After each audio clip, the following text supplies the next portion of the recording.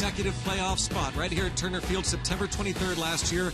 The Pirates were popping the champagne. A little early to talk about popping the champagne for this season, but Bob, not too early to talk about the great starting pitching. Almost since day one, the Pirates have gotten tremendous work from their starters. It really has been fantastic. The pitching probably a little bit of a question mark coming out of spring training, but if you think back at the beginning of the year when there was so much angst about our record, we were below 500, we weren't scoring any runs, the pitching still was doing great right out of the chute, and that really should have given everybody some encouragement as to how this whole season was going to go, because really the pitching is what's going to decide how many games you win or lose throughout the year.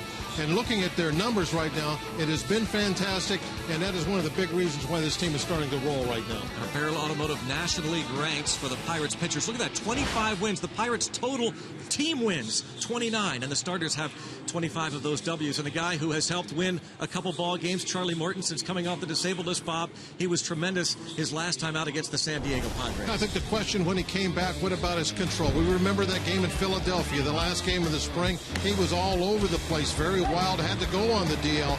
But since he has been back, we've watched the control. It's been amazing. He's keeping that fastball down around the knees. He's keeping things very simple, and he's getting the ground balls that you like to see him get when he's pitching very well. It looks like he's setting himself up to have a very strong last two-thirds of the season. One walk in his 14 innings of work.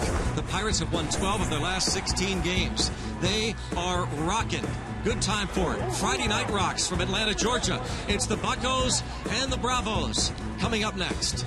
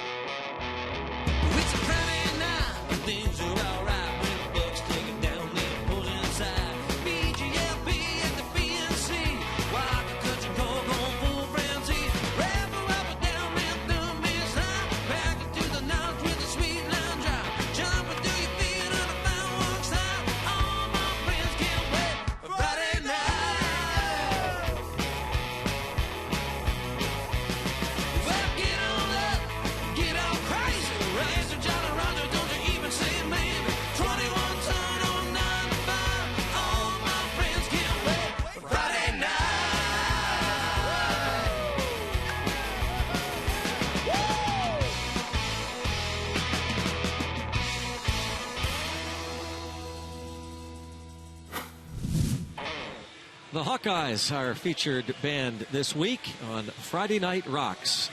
As Clint Hurdle has his club playing excellent baseball. We'll check out the Toyota starting lineup for the 29 and 24 Pirates. Gregory Polanco has an 8-game hitting streak. Andrew McCutchen will hit following Starling Marte, and in front of Neil Walker, then Jung Ho Gong, Pedro Alvarez, Francisco Cervelli, Jordy Mercer, and Charlie Morton against the rookie Williams Perez. And ready to go as Polanco steps in with that 8-game hitting streak. Pretty good speed bunched up there in the top 3. First pitch, ball 1, underway for the first of 3 with the Braves.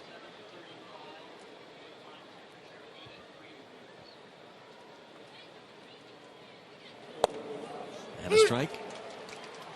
1 ball and 1 strike. Williams Perez off to a great start here. You look at the way he is pitched, the strikeouts, almost as many as the innings. A fine beginning to his career. Well, we understand has an excellent changeup.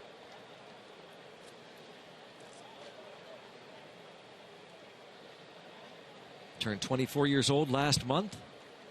From Acarigua, Venezuela. 6 foot 185 pounds, listed at 6 foot 185. Big man, Williams Perez, was 2-0 at AAA Gwinnett with a 1.57 ERA when he was promoted to the big leagues. 1-2 count. 2-2. There's the crew chief, Brian Gorman. Polanco hitting .344 during this 8-game hitting streak.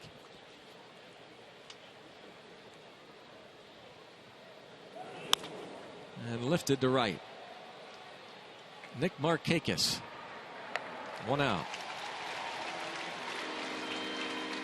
The Honda defense just saw Markakis make the catch. Cameron Maben in center. Todd Cunningham is in left. And the infield has Juan Uribe, Andrelton Simmons on the left side, and former Pirate Pedro Siriaco at second with Freddie Freeman at first. A.J. Przynski, the veteran, behind the plate.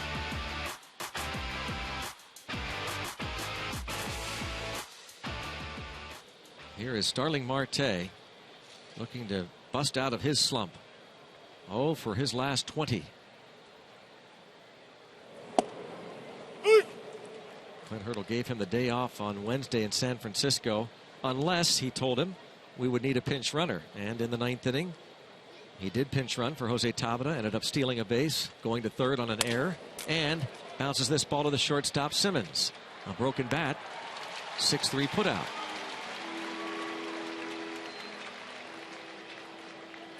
A lazy fly ball and a broken bat bouncer to Simmons, 2 up and 2 down. Pirates won that game 5-2 on Wednesday.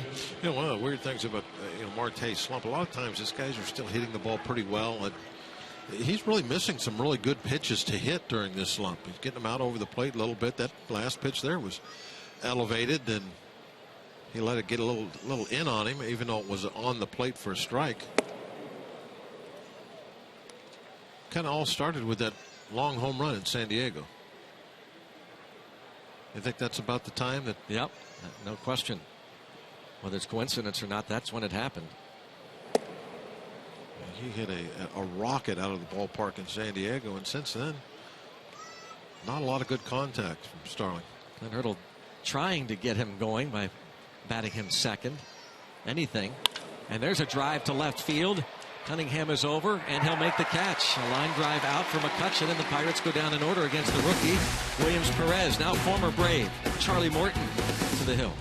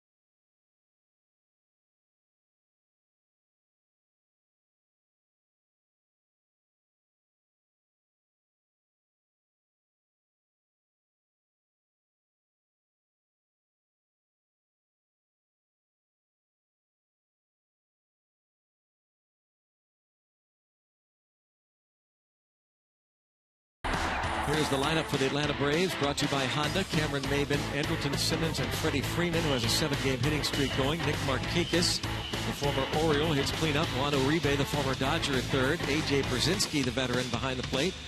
Rookie Todd Cunningham, and Pedro Siriaco, and Williams Perez. Charlie's numbers brought to you by Hyundai, and they are very good in that walk column. Greg pointed out there in the opening, just one base on ball in those first 2 starts. Is one of the keys to Charlie's. He's throwing strikes, keep the ball down.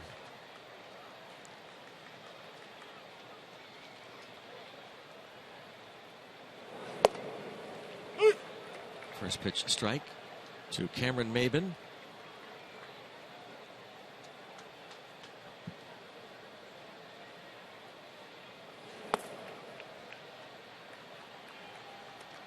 One and one. Morton making his first start here since his first start as a Pirate. He made his Bucco debut June 10th, 2009. Didn't last long. Chopper. And Gong decides to throw it. Might have been better served to see if that ball might have gone foul. It's an infield hit for Maybin.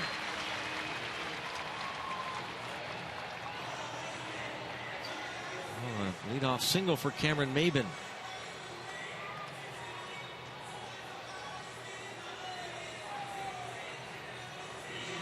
Morton has gotten a lot of ground balls his first 2 starts. So June 10th, 2009, he made his debut here. Said it didn't last long. That's because he was pulled after a scoreless first inning due to tightness in his right hamstring. Former 3rd-round pick of these Braves back in 2002 faces Andrelton Simmons. Maybin has 7 steals and 10 tries. A little different pitcher from that first time we saw him, the first time he pitched here. Could get that fastball up there in the mid-90s when he first came to the Pirates. So a lot of movement. He threw a lot of different pitches. He's kind of settled in now as a sinker baller. Runner goes, and it is a stolen base for Maybin.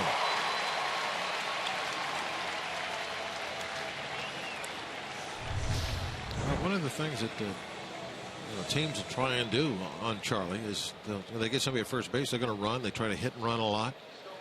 Is you're always worried about that double play ball, and you want to try to take that out of play as soon as you can by moving somebody to second base or having a hit and run.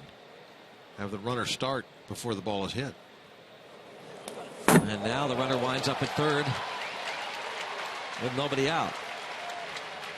Sometimes it can be a little bit of a challenge with Charlie, and this pitch shows you why. Cervelli is setting up way inside, and it's a snap hook fastball actually out over the left-hand hitter's batter's box. And Charlie throws hard enough that you just can't get out there in time to knock it down, to block it or catch it or anything when it's a fastball.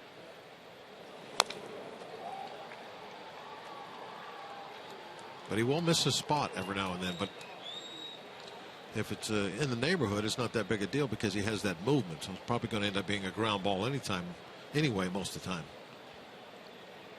He's given up a total of 4 runs in his first 2 starts, 3 of them earned, and 2 of the 3 have come in the first inning. And a base hit makes it 1-0. Andrelton Simmons brings home Maybin. Well, this fastball, good movement and pretty good velocity. This is one of the better velocity pitches that we've seen from Morton. 94 miles an hour movement coming in on the hands, and Simmons just barely able to fight it off, but there's nobody playing over there, so just harmlessly bounces through the hole and rolls out into the outfield grass.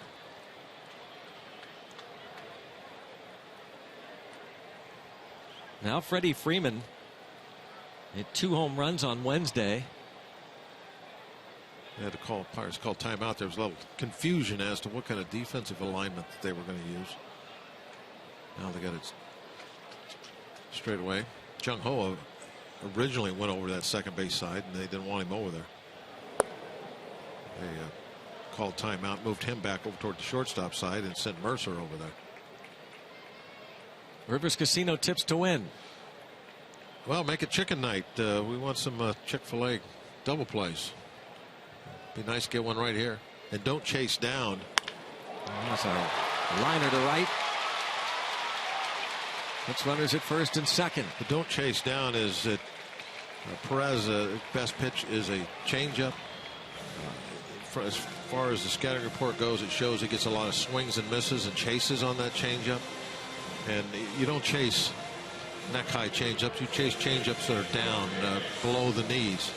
And they're going to have to be careful that they don't do that tonight. Make him bring the ball up in the strike zone, especially that changeup. We saw in the very first inning, Polanco made the first out of the game swinging at a changeup that was very low. Now here is Nick Markakis. What do you think of 307? Don't make it a chicken night, or make it a chicken night. You like that one? I love that one. Oh, okay. I think that's one of your best. Yeah. See how it works out. We need double play. Usually, though, when Morton's out there, you're going to get 3. Yeah. 3 is like kind of an average, I would say. Chuck's pitching. Atlanta has hit into 41. It's close to the top of the league. Markakis make that 44. has hit into 4 himself.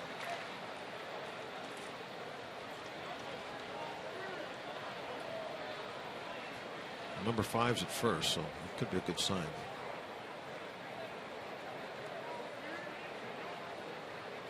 Different looking Braves team since the Pirates were here in September.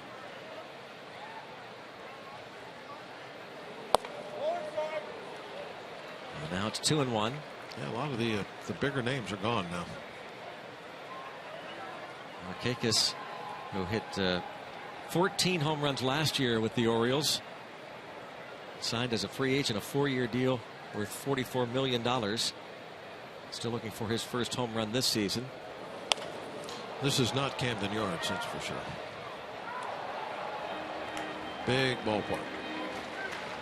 After 9 years with Baltimore, signed as a free agent. Well, it does carry well here. It's just fence is a long ways out. It was the second highest ballpark in elevation. There's a potential double play ball. There's 1. There's 2. There's your Chick-fil-A, Bob. Yeah, that's right. He's got 5 now.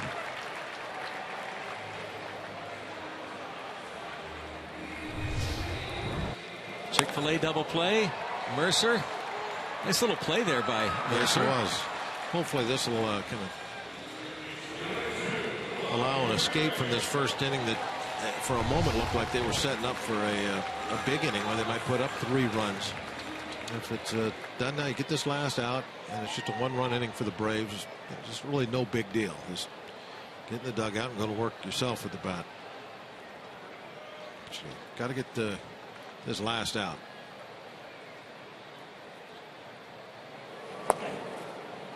Ball 1 on the veteran Juan Uribe.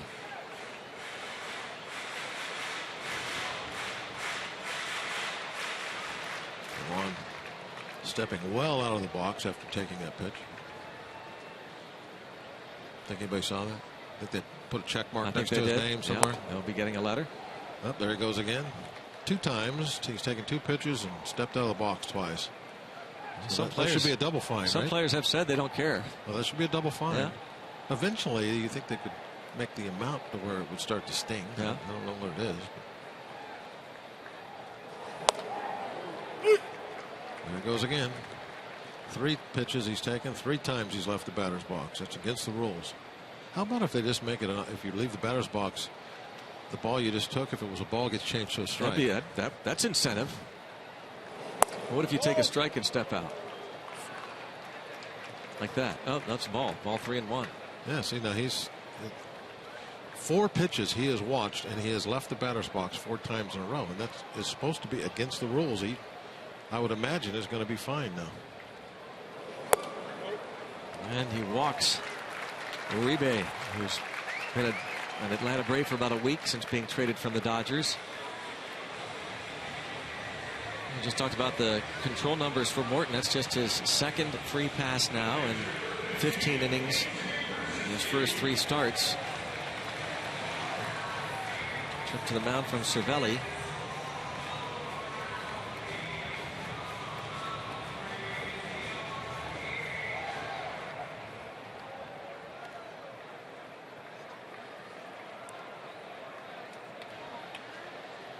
He'll face A.J. Pierzynski.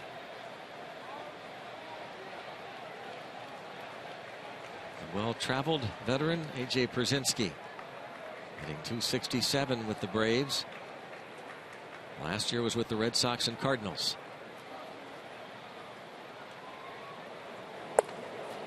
And the first pitch strike. Big bender.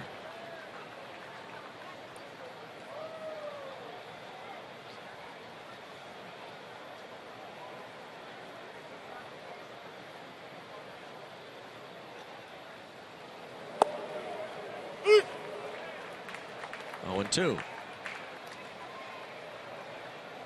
Pierzynski on top of the plate. He's trying to crowd him.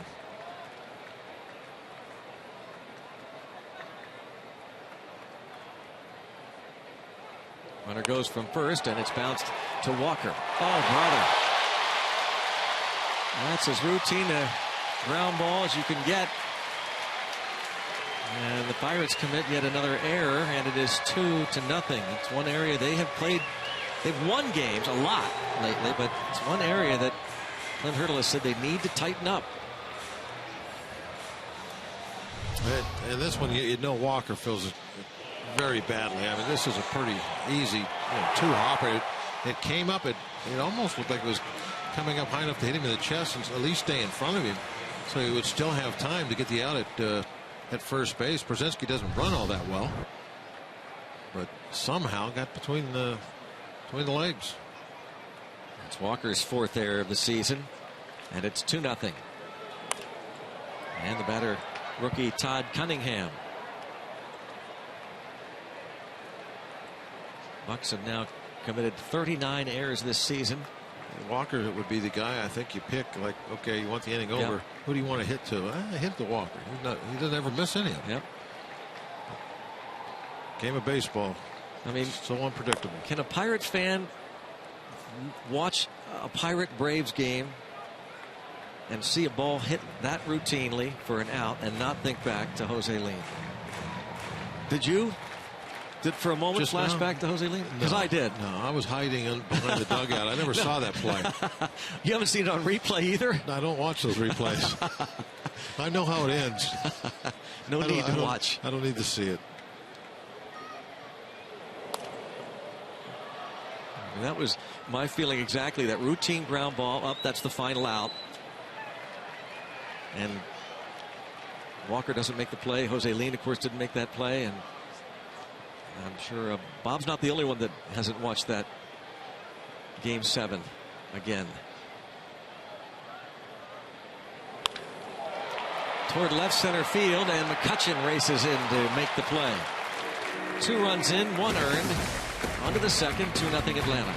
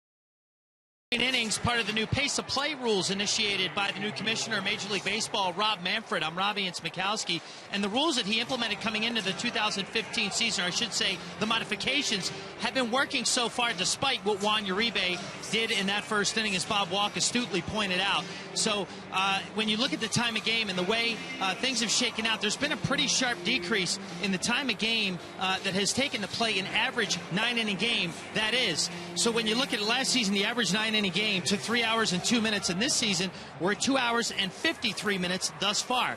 So you look at the decrease, we might be on pace here to see the largest decrease since 1963 when we lost 9 minutes off an average 9-inning game. So pretty impressive stuff, but as long as we keep maybe Juan Uribe, Greg and Bob, out of the batter's box, maybe these numbers will go down a little bit more. Going to have to retire him early in the count, Robbie. I think that's going to be a key for Charlie Morton.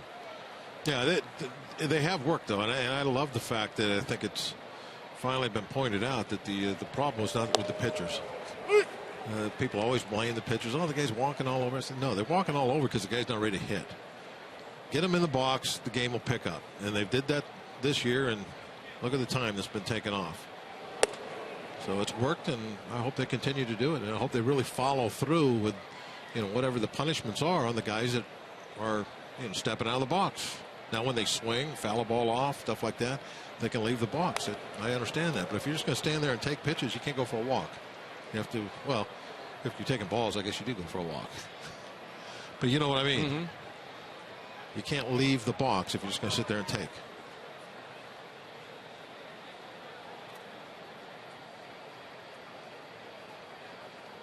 And I'd like to thank Robbie for pointing out how astute I am. Yes, I thank him too, because I was about to say that. I think that kind of goes a little unappreciated around here. Agreed. My astuteness.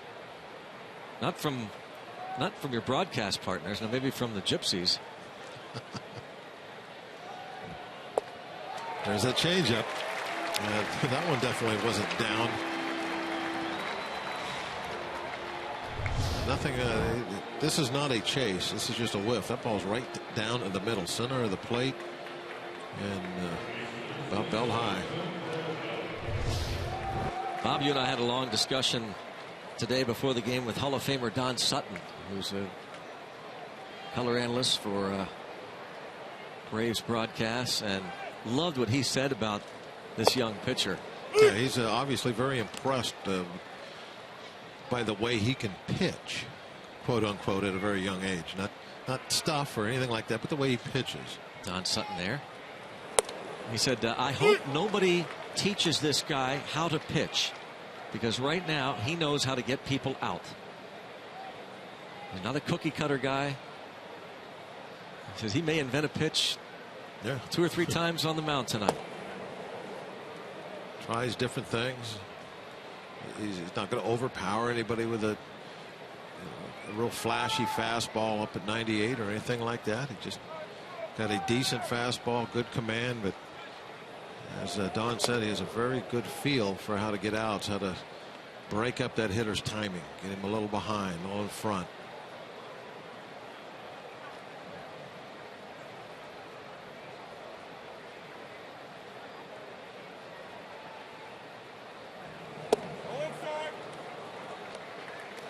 What did he say his 2 heroes were? Pedro Martinez and Bartolo Colon. Man, really looked up to Pedro, but he throws a lot like Bartolo Colon. Looks like him a little bit. A little younger version. Just turned 24. Venezuelan native. In Gwinnett earlier this season. Gave you those numbers at AAA. And there's a nice at bat from Jung Ho Gong. Perez has walked 11 in 21 innings. Catch the excitement of Bucko Baseball at PNC Park this summer with the Pirates Summer 6-Pack presented by Papa John's. For as low as $99, lock in your seats and prices when you build your own 6-game plan. Plus, each Summer 6-Pack comes with a complimentary large 2-topping pizza from Papa John's. Find out more at pirates.com/summer. I think those walks probably come, Greg, from teams that are showing some patience up there, not swinging at balls that are down, making him get the pitch up, and not chasing. And if you have a pitcher that won't give in and continues to work downstairs, continues to try to get this chase, and something's got to give. It's either going to be you're going to hit bad pitches, strike out, or he's going to walk you. And right to center field, a line drive, and kicked by the center fielder, but Alvarez holds up. Meanwhile, it looked as though Gong was going to head home and then put on the brakes. Maben booted the ball in center. Yeah, that kind of opened up some possibilities of a double or scoring the run. You see the boot right there. Didn't get away that far, but when Simmons gets the throw, he didn't even really look toward third immediately.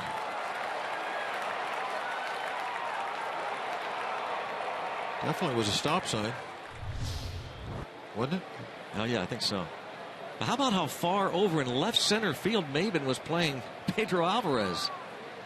A gap in right center for him. Everybody has the same spray chart. That's where they wanted it. There's a line drive base hit for Francisco Cervelli, and the Pirates are on the board. A walk and 2 solid singles.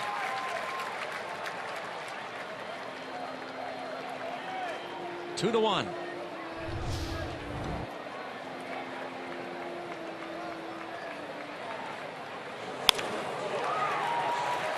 And this one hit just a little bit toward left center, Greg.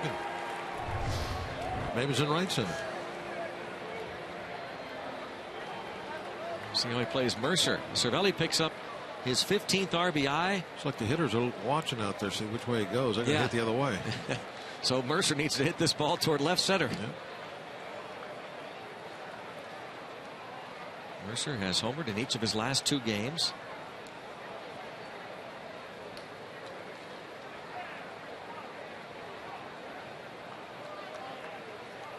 Having a nice little road trip, 6 out of 16, a .375 average.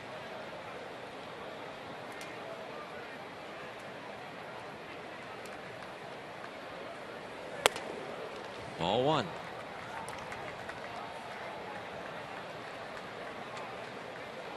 .370 average his last 9 games. Well, he's above that Mendoza line now, 210. Just a little bit behind schedule when he picked up the pace last year. Last season he was hitting 190 through May 28th before hitting 278 in his last 101 games. You chatted with him before the game, Bob. Yes, I did. He, really kind of talked like that was a needed confidence booster. That he's thinking a lot about what happened to him last year, but at the same time, last 4 months of the season, he really took off and hit the heck out of the baseball, and so he's taking confidence from that. To center field, Maben will make this play. But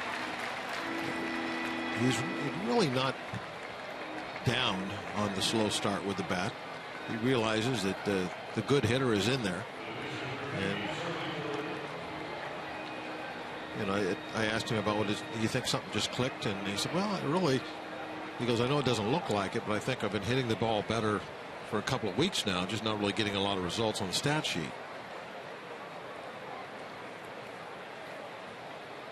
Well, Charlie Morton, 4 at bats so far. And in the air to shallow. First baseman's going to go over, and Freeman in foul territory. Looked like he lost his glove in the process of going into that figure 4 slide. So what would that be, like shallow foul territory? That's what I thought it was. What do you think? I would call that shallow. That is look where the first base umpire is. That's a great description of where this shallow ball foul is. territory. Oh, I keep this up. I won't get back on your list. You're on. Too late. You're on. I couldn't pass that. I know. You never point out mistakes. That was one of my favorite things. My top 10 list about you.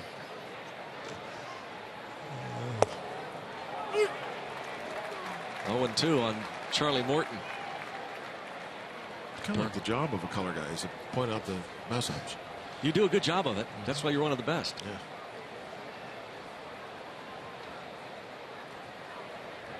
Bucks on the board. The Cervelli single and strike 3. So the inning ends like it began with a strikeout, but the Pirates are on the board.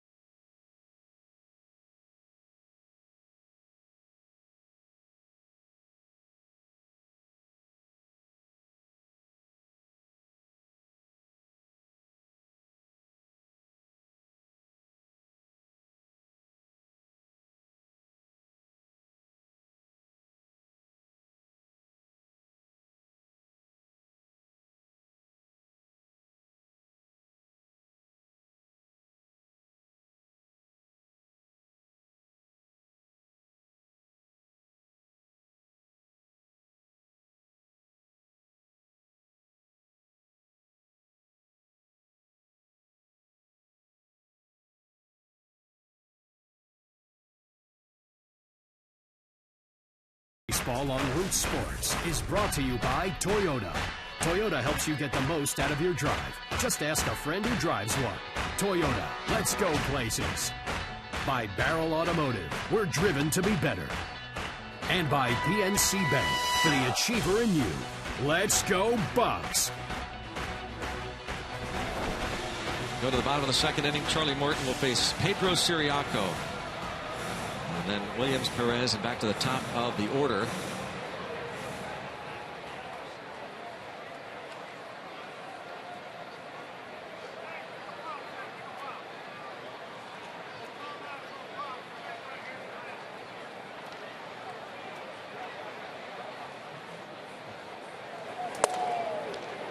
Ciriaco was with the Pirates briefly, parts of 2010 and 2011.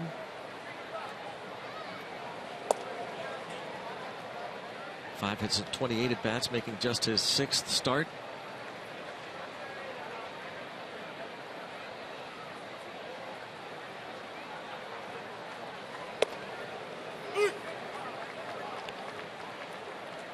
Two and one.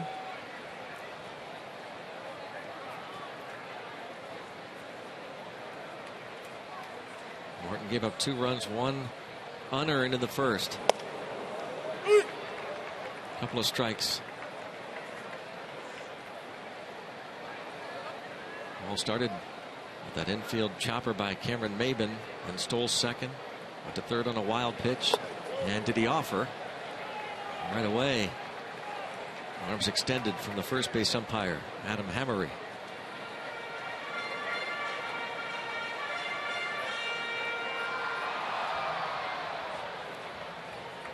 Sixth organization now for Pedro Ciriaco. Signed as a minor league free agent. Trip Gibson behind the plate. Adam Hammery at first. Mark Carlson at second. Brian Gorman, the crew chief. And there's a liner right to Neil Walker. Well, I'll tell you what, Bob, one of our favorites, certainly I think we speak for all the broadcasters, a guy that helped us out anytime we needed friends or family calling to ask to purchase tickets. In the last couple of years, of course, more and more people buying tickets at PNC Park and selling out, and all the confusion of that ticket office. Andrew Bragman the director of ticket operations the last few years for the Pirates. His last day today. He is going to be sorely missed. Yes, he will. He was a go-to guy. Yep. Anyways, Andrew, we wish you the very best, and your gain is our loss. We wish you the best. I know you're going to do great things, but man, we're going to miss you.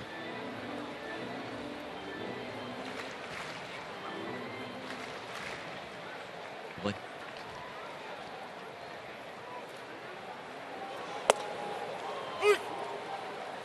Two and one on Perez. Kind of like Morton is not really locked in with the control so far. He needs to find that groove. And he's starting to go into some deep counts with everybody. He's walked someone. He's 2-0 on his opposite number. In the good games, which he's had 2 of them in a row, it's like there's a point to where he finds that groove where he's in, and then it's almost like he's not thinking out there. He's just throwing the two-seamer and mixing in those breaking balls here and there. And it's just really easy and automatic for him. Don't think he has found that quite yet tonight.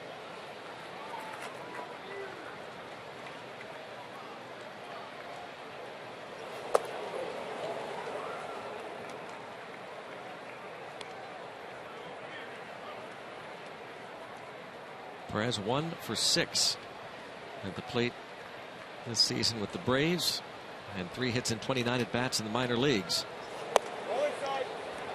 And wouldn't you know it, he walked his opposite number, second free pass. Sunday, June 14th, Pirates host the Phillies, 1:35. Kids Day at PNC Park. All kids 14 and under receive an Andrew McCutcheon compression sleeve, compliments of Mrs. T's Pierogies. The #1 Cochran Family Fun Zone on Federal Street happens before the game. After the game, kids run the bases courtesy of the original Pizza Logs. Sunday, June 14th.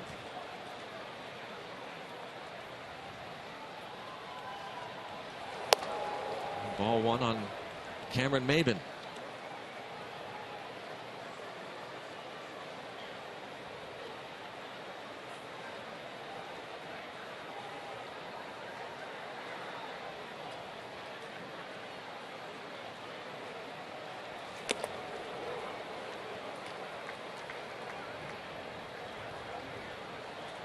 Cameron Maben came over just before the start of the season in the Craig Kimbrell deal.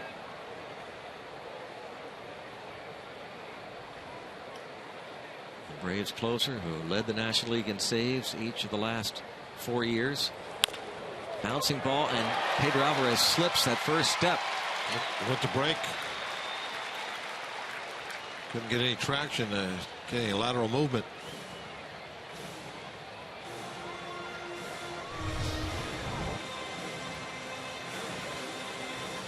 It almost looked like there wasn't any lack of traction. It was like there was a little wiggling in his knee, like his knee was going to give out.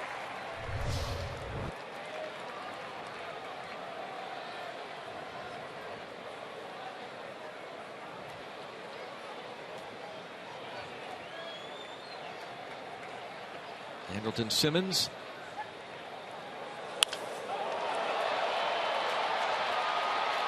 McCutcheon. 2 outs. There's a good idea how big this ballpark is. You know, that ball looked like it was hit pretty well off the bat. Just very routine when you look where the warning track is and where that ball was caught. Big yard. A lot of room to run here in the center field. That's one of the few no nooks and cranny fences in all of baseball. Used to be all like this. Now there's none like this. Yeah. Nice and smooth all the way around. But it's out there a ways. Freddie Freeman extended his hitting streak to 8 straight games with his first inning single. Only be one more year here after this. They'll move into their new digs. And their agreement runs out after the 2016 season. They'll move to a Cobb County Ballpark.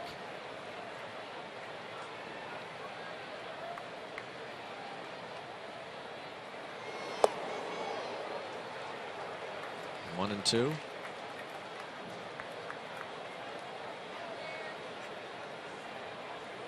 Originally built as the centerpiece for the Olympic Stadium in the 1996 Summer Games.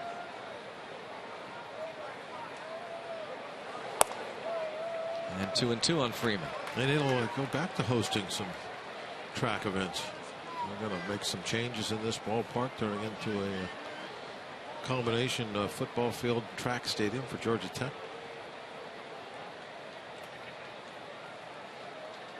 Two and two. Or Georgia State, excuse me. This is what they're proposing if all things go through. The new stadium up in Cobb County will look like this. State of the art, of course. They open up in 2017.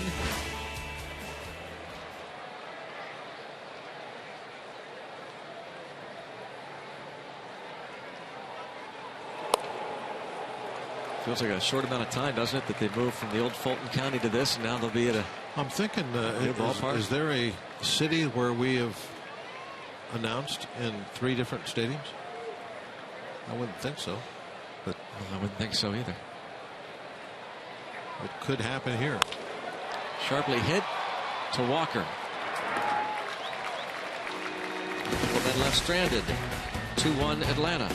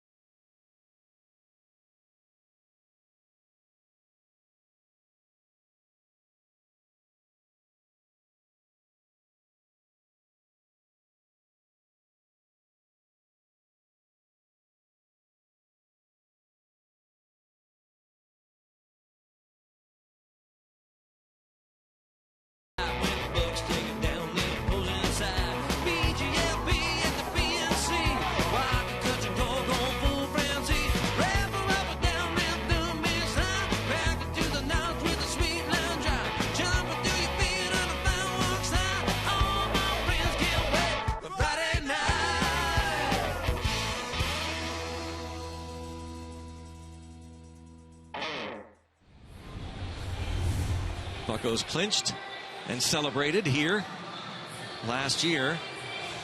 Another postseason. Talking to Clint Hurdle before the game about that, he said, yeah, I'm going to think about it as I do when I go back to Wrigley Field, that clubhouse. Can't help but reminisce and think about those celebrations. Now he'll always remember the visiting clubhouse here in Atlanta. But now the Pirates want to avoid the wild card and win a division. Keep playing like they're playing, and they'll be able to eventually catch up to those Cardinals.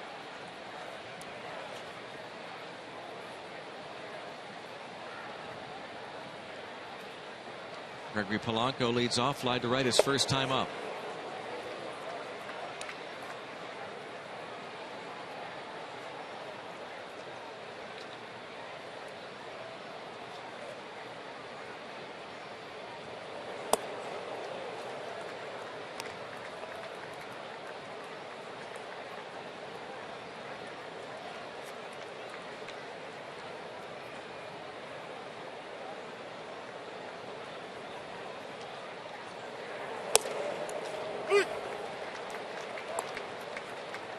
Like Polanco just deciding on that 2-0 count to just take all the way.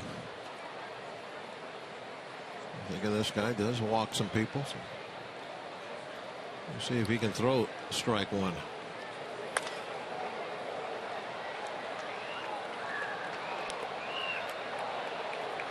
Rick Sofield, Pirates third base coach. First base coach Nick Leva. They were all part of the staff dinner last night. Clint Hurdle taking out the entire staff to dinner on the off night. Where'd they go? Somewhere good? He said it was good. Oh. Didn't reveal the restaurant. Some nice ones out there. Yeah.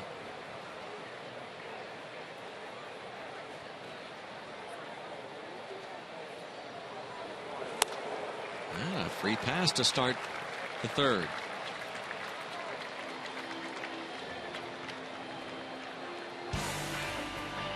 Send your favorite Pirates to the 86th All-Star Game. You can fill out your 2015 Esurance MLB All-Star Game ballot now at Pirates.com. Voting exclusively online, available on your computer, tablet, and smartphone. Vote up to 35 times at Pirates.com/vote. Do it now.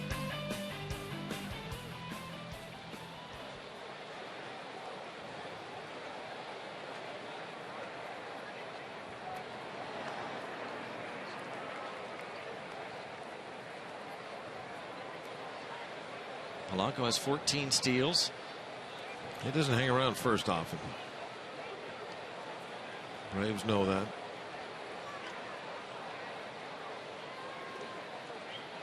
And there he goes. Taking all the way, and Brzezinski can't get the ball out of his glove anyway, so stolen base number 15.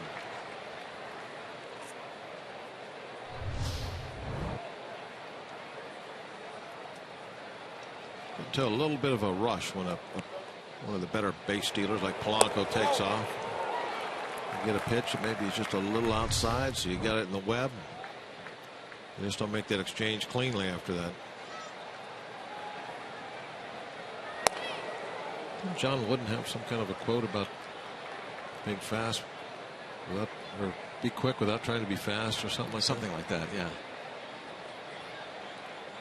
Well, that's kind of what a catcher is trying to do. Be quick without rushing. I can't remember how it went, but that's the same. The idea is don't rush yourself into a mistake. It's hard to do when somebody like Polanco's running, or the guy at the plate for that matter.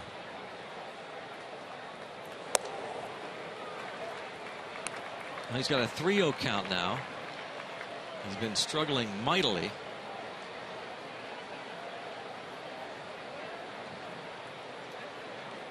One of the reasons for putting him in this spot in the batting title, or in the batting lineup, is so you can see more strikes with McCutchen on deck.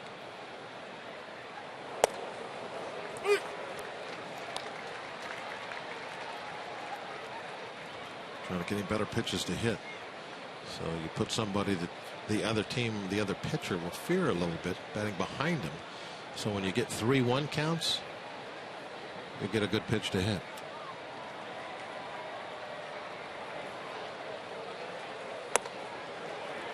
Two aboard. He got a fastball really in the strike zone. It got called a ball, but it was a strike. But that's what you're doing. You get 3-1, you get a fastball with somebody on that the pitcher fears. If it's 3-1 count and the pitcher doesn't care who's on deck, you got a base open, you're not going to get a good pitch to hit. It doesn't bother him that if you don't swing that he might walk you. So you're not going to see a lot of fastballs. But you're hitting in front of Kutch, especially when McCutchen is hitting the way he is now. You're going to get a lot of fastballs and fastball counts. Back-to-back walks to start the inning. Perez walked 4 Giants his last time out in 7 innings. McCutchen lined out to left in his first at bat.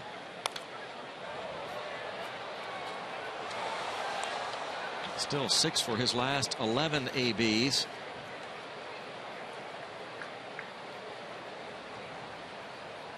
Hit safely in each of his last 11 games played in the month of June. Going back to last season.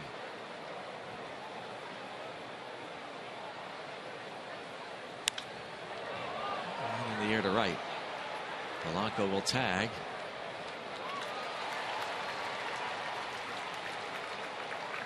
He's there for Neil Walker. With Marte at first and one away. Good job by McCutcheon. He's trying to hit the ball. He's trying to get a hit to right field. So if he does make it out, at least he gets Polanco over to third.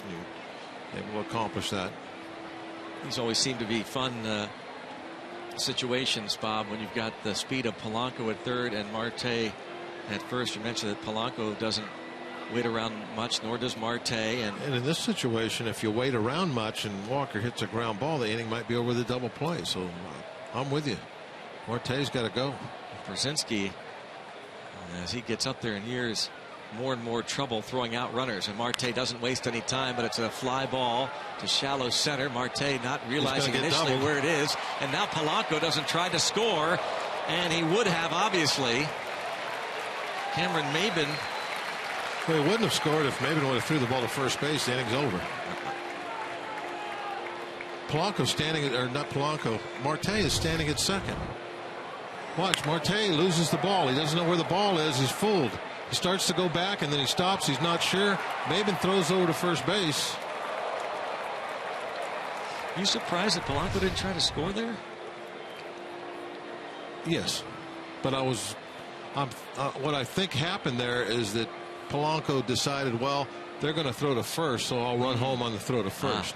That way I will score if they make a bad throw to first base and Marte is safe.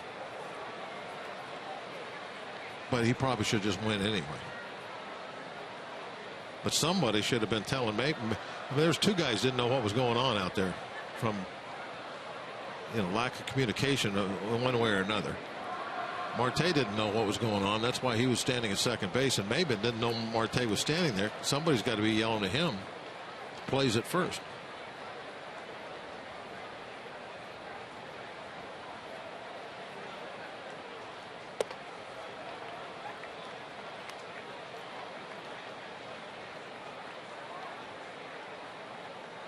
Gong walked last inning and scored. 353 in these situations.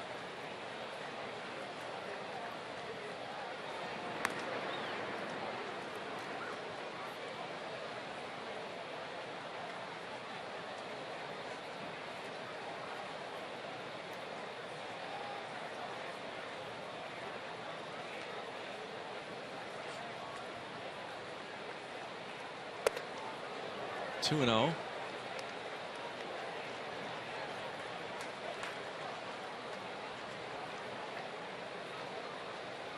See if Marte doesn't take off here. And neither one of these two pitchers tonight so far is in any kind of a groove control wise.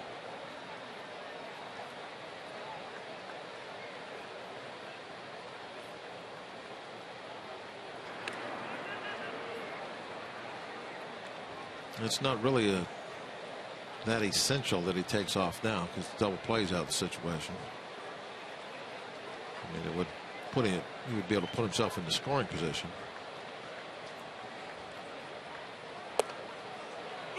2-1.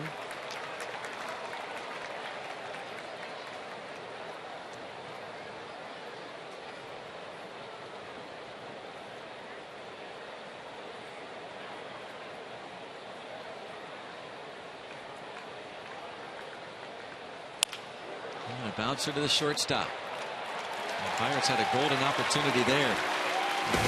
Nothing going. 2-1.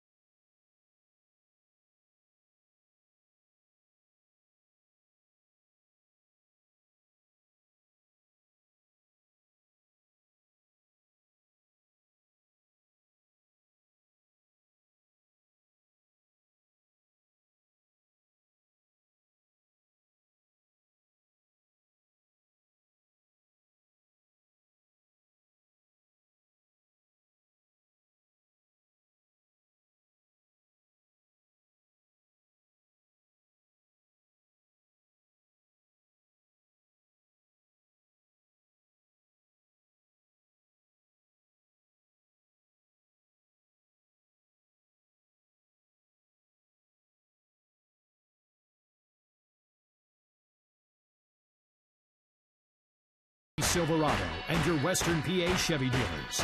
By 5 Hour Energy Shots. Have you tried great tasting 5 Hour Energy lately? And by Day Automotive, we're gonna make your day. Let's go Bucks! 2-1 Atlanta. To the bottom of the third inning. UPMC scoreboard.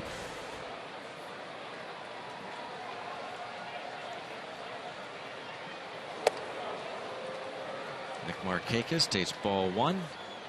Bounced into a double play in the first.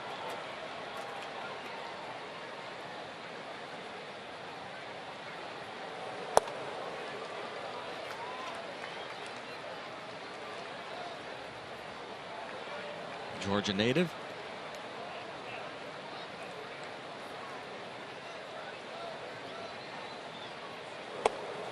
And Morton falls behind him 3-0. Both guys just can't seem to get ahead in the counts.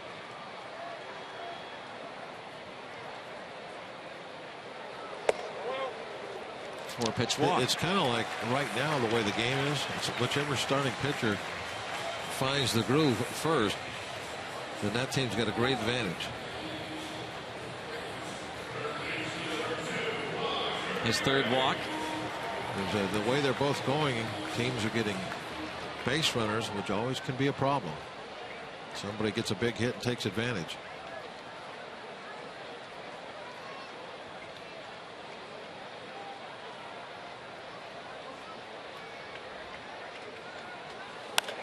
Bounced foul.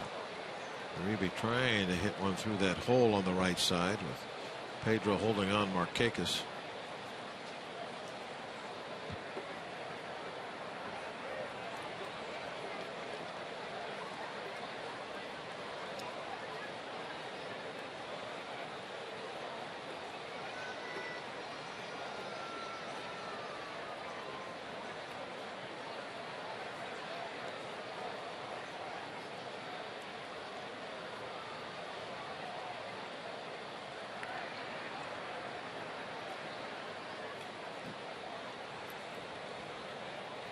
Uribe came over from the Dodgers a little over a week ago. The Braves sent Alberto Callaspo and a couple of pitchers over.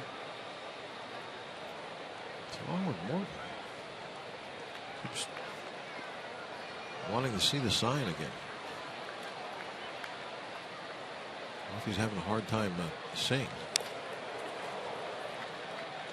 Well, that got Cervelli.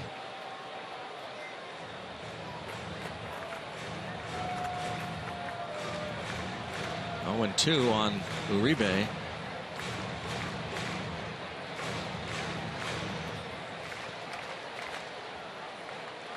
Forearm.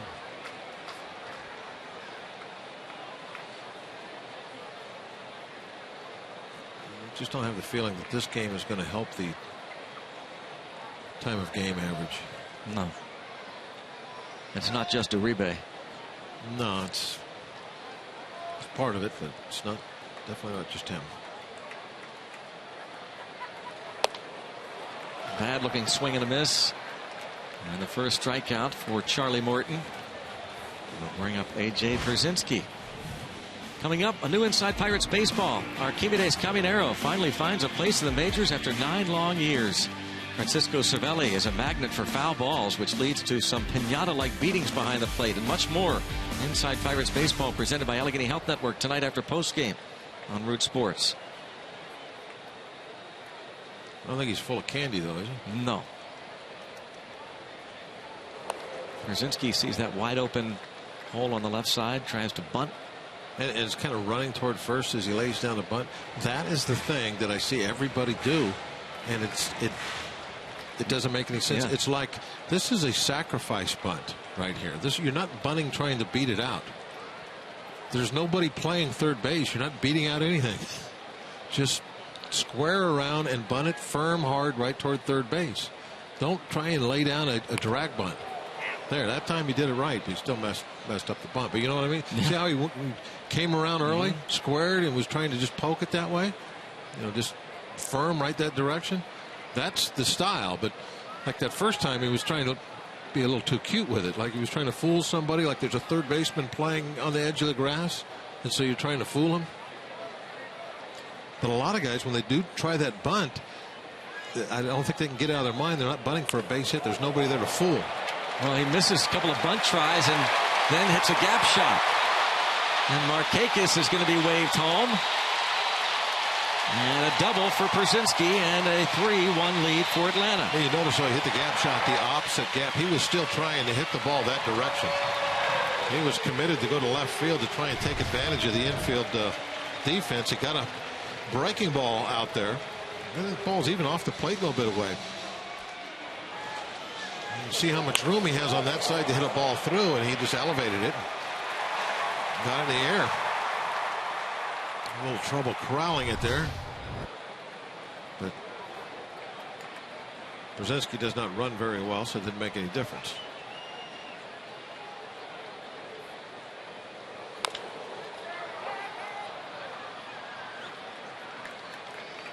Two outs. Cunningham bounces to Alvarez.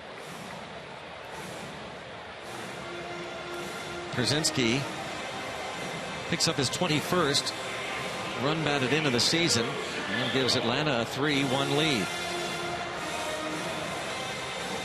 Bo Porter, former Astros skipper, is the third base coach for Freddie Gonzalez.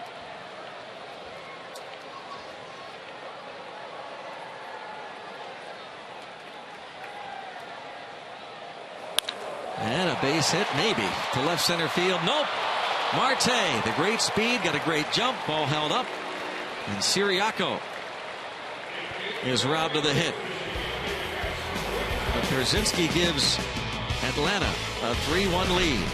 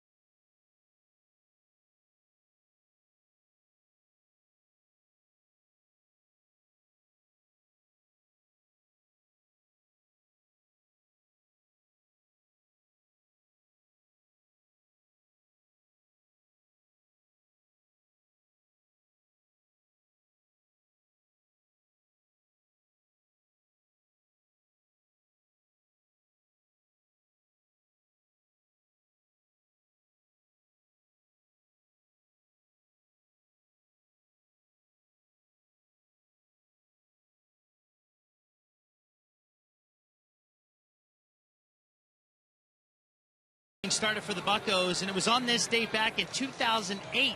It was 7 years ago when he was drafted second overall by the Bucs out of Vanderbilt University. Now, I asked Pedro what his memories were from that day, and it was a pretty special day for Pedro Alvarez and the rest of the family. He said there were a ton of emotions that day, and it's really hard to put all of it into words.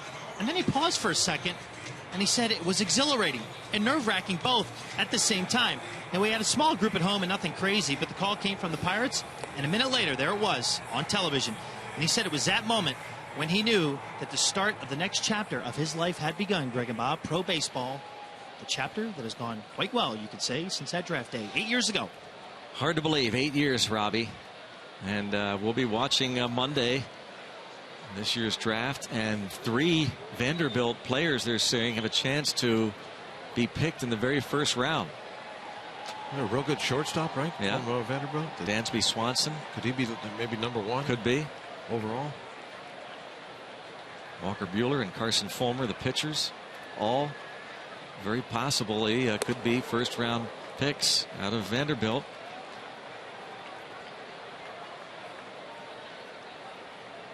Alvarez singled to center his first time up, and Mabin has moved over maybe a tad this time. Smidgen.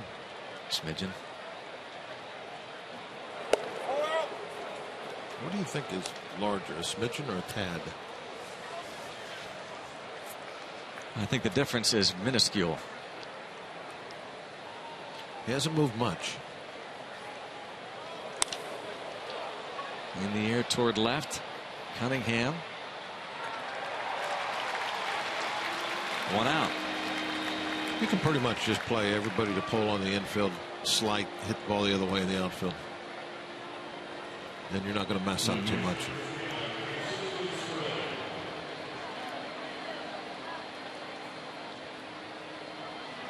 Francisco Cervelli, an RBI single in the second. Catch the ball, throw the right base, do all those little things. You got to play good defense. Yep.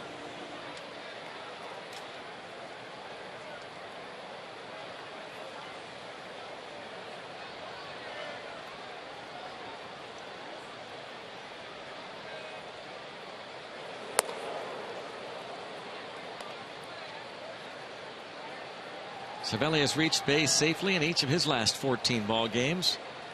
That RBI in the second brought home Jung Ho Kang.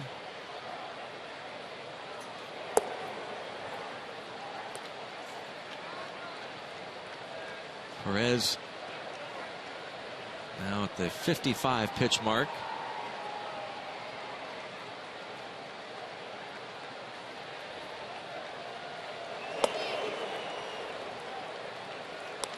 He has walked 3.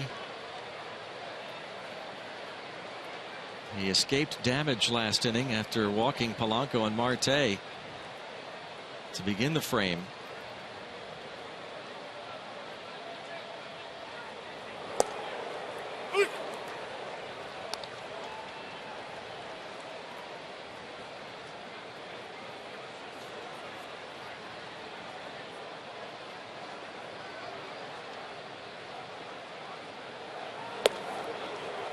Oh, Cervelli dropping the bat. He's going to take off his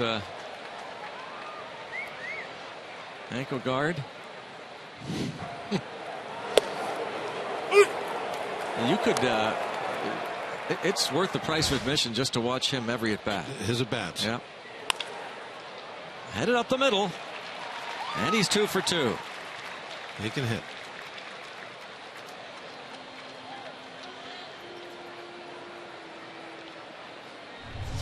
When it comes to the strike zone, he's opinionated.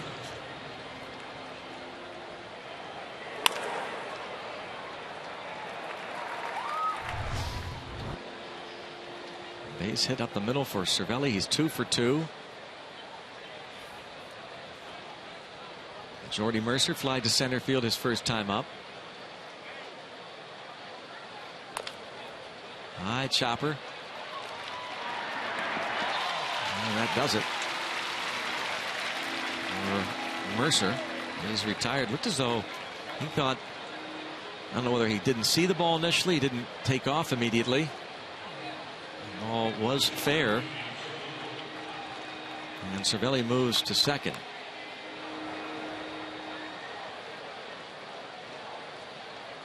Let's see if Charlie can help himself now with 2 outs.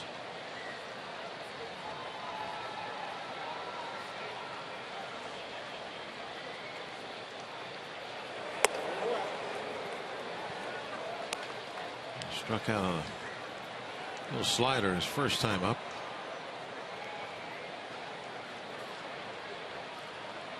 Almost popped up to shallow foul territory before that pitch. Huh. No, not almost. Yeah, he almost actually he did pop it up into shallow foul territory. Almost caught. Almost made the out. Yeah. Then he ended up striking. Right. He's going to get a hit this time. Well, he picked up an RBI. A ground ball Saturday. Second and third. Come on. Oh, no, don't go A that ground way. ball between second and third. Well, yeah, toward left field. That's in between second and third. You think he's going to pull the ball to left? Well, he pulled one foul. All right, we'll Didn't see. He ripped it. Yeah. He's going to get a slider. It's going to hang. He's going to pull it in that hole. He's going to put a little blooper into shallow right. Come on, Chuck. Swing. Glad you didn't listen to Bob there. They would have tomahawked that one.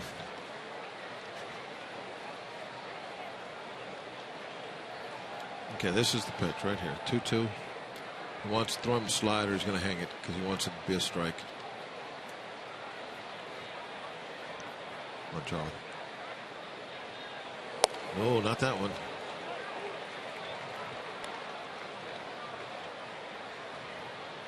Good plate discipline so far for Charlie.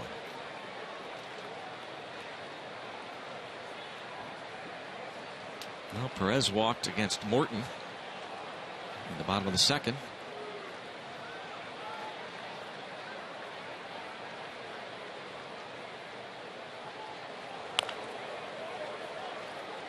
Pulled it.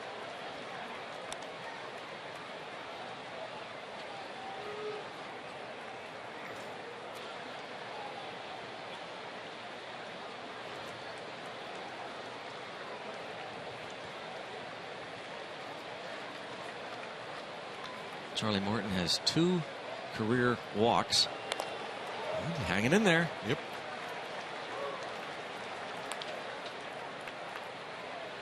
The more pitches he sees, the better chance he's got to pull in one of that hole in between second and third.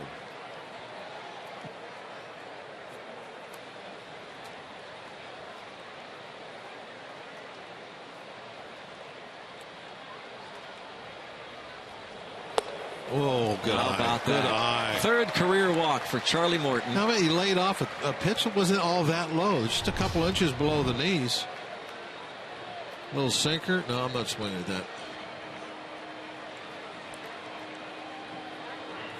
How about that? He pitched at that. Now let's see if Polanco can take advantage of it. The Pirates missed an opportunity last inning.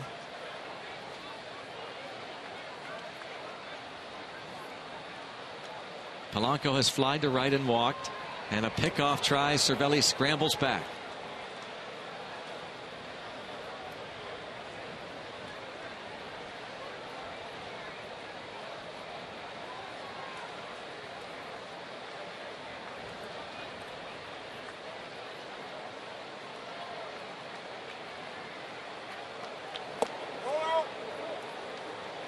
By the way, Greg, Wikipedia says a tad is larger than a smidgen. Is that right? Yes. I don't see you with a computer or anything. Just comes to me. Yeah.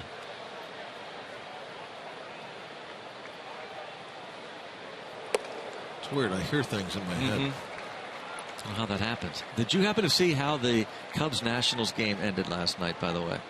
No, I didn't. The Nats had runners at first and second in the bottom of the 9th inning. And the runner at first was picked off by David Ross. What was the score? 2-1. 2-1. He was just a tad too far off the base, apparently. A smidgen, actually. No, smidgen he would got back. Well, he's just barely off the bag, but Ross made a great throw. Oh, he's more than a smidgen, more than a tad off the bag. 2-2 on Polanco.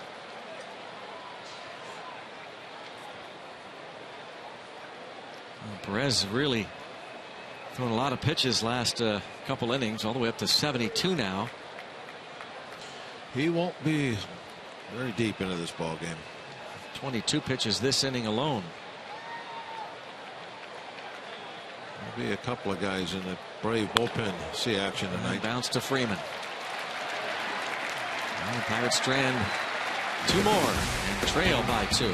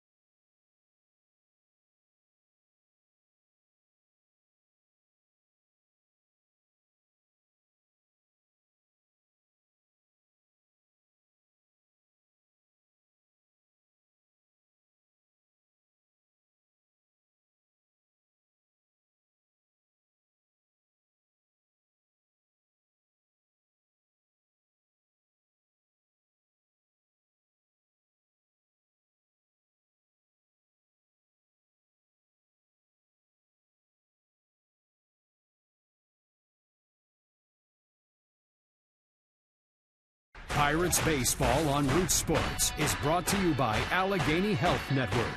Health for all. By Kenny Ross, Ask a Neighbor. And by Levin Mattress, located in all Levin Furniture showrooms and freestanding stores. Let's go Bucks! And tonight's Allegheny Health Network injury update. Braves have been without Kelly Johnson since the middle of last month, right oblique strain.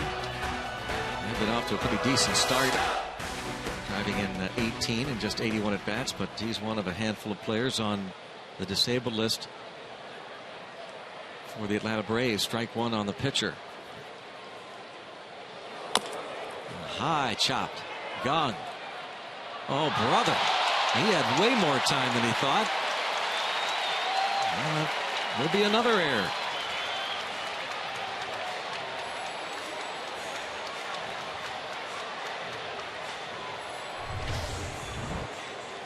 Yeah, with a regular player running, then you'd probably see this go as a base hit. You'd have to really hurry, but you're right, Greg.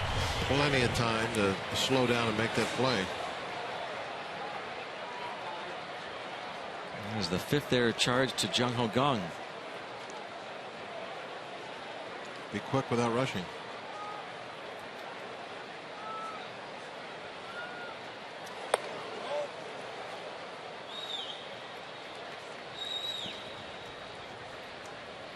Maben 2 for 2.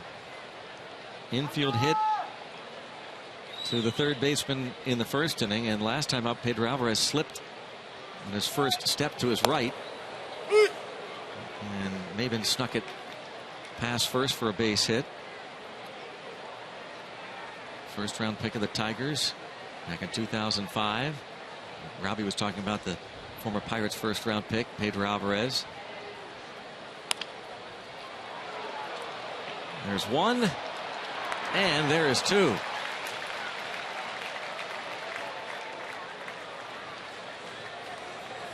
Maben used to run much faster than that, Bob. I think a few years ago he wouldn't have much of a chance.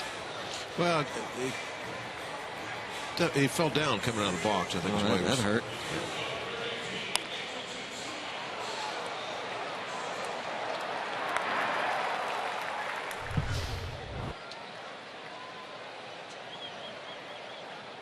Andrelton Simmons is 1 for 2 with an RBI.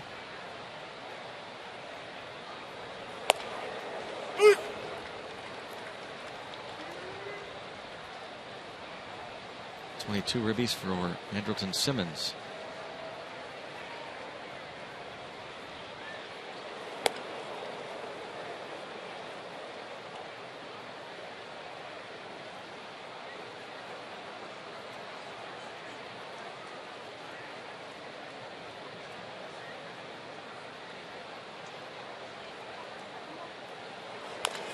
And another high chopper.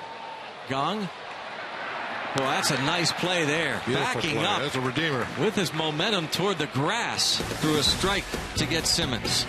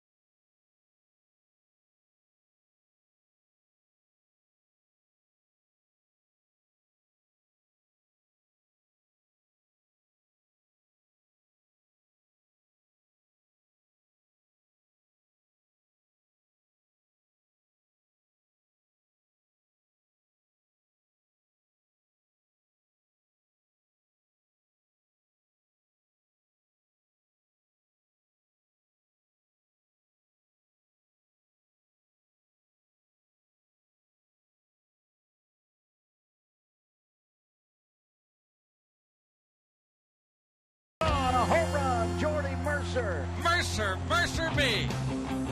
Oh, what a catch by Josh Harrison. Whoa.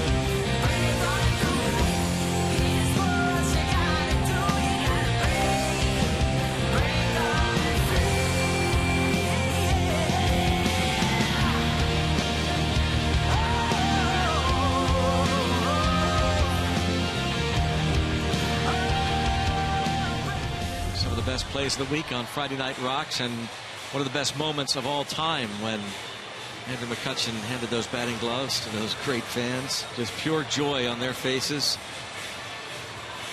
It was so great with that young one kid pointing, "I love you, man."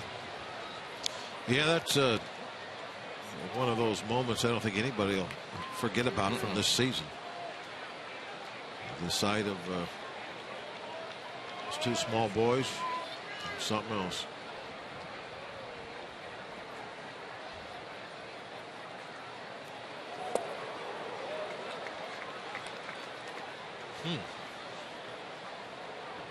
Pulled the string on that one, didn't he?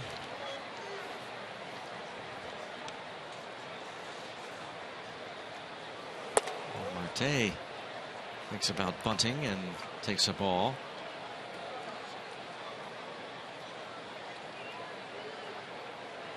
Walked last time.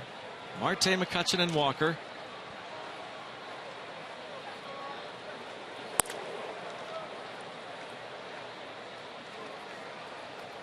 Perez went 7 his last time out against the Giants in San Francisco. His first start for Atlanta was against Tampa Bay on the 20th of May, and he went 5 innings. Then 6 against the Dodgers, 7 his last time. He might make 6 tonight, but this looked like a little much further. It'll be a pitch count at least well up into the 80s, you would think, after this inning is over. Maybe even 90.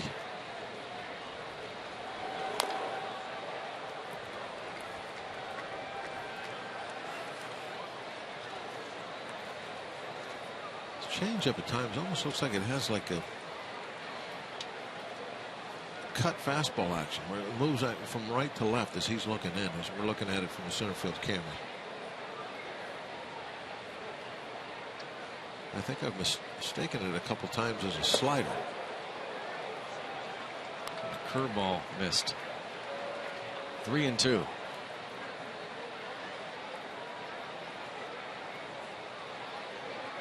Again, he has walked 4.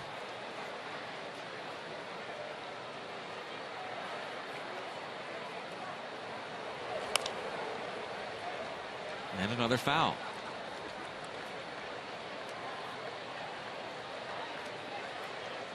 So Marte has helped get that pitch count now up to 80. The Braves bullpen has struggled. Not something that Freddie Gonzalez is anxious to do, go to the bullpen. And a leadoff free pass. And the Bucks have had base runners after a 1-2-3 first inning.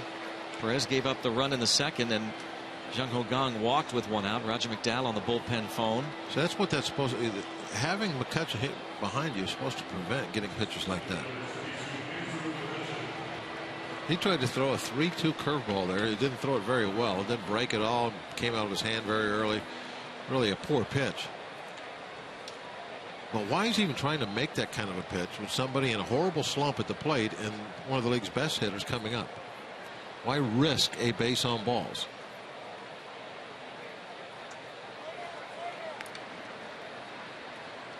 See how it turns out.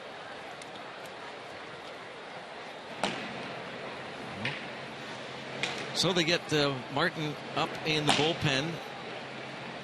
A right-hander, Cody Martin.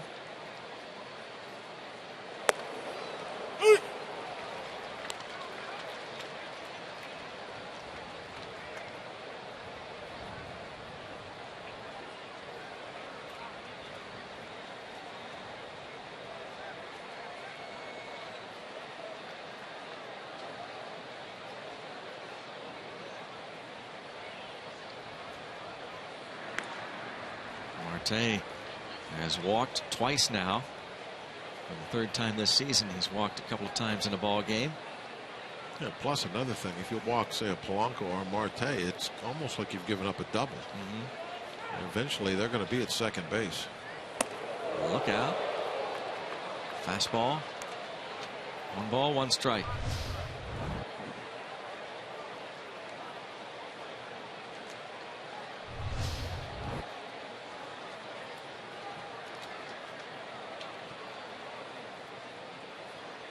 Line out to left, a fly out to right for Andrew McCutchen. The Bucks down a couple. Perez has given up 1 home run.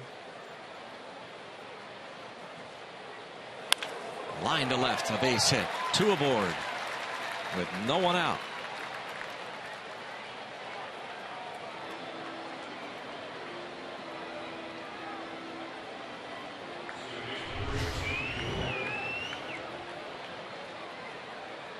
Right down the middle.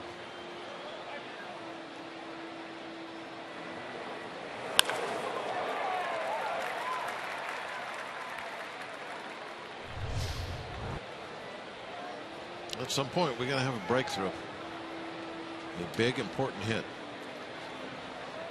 Neil Walker has struck out and flied out. He has 3 home runs on the season. The home run that Perez gave up was his second outing of the season in relief, and Bryce Harper hit it off of him.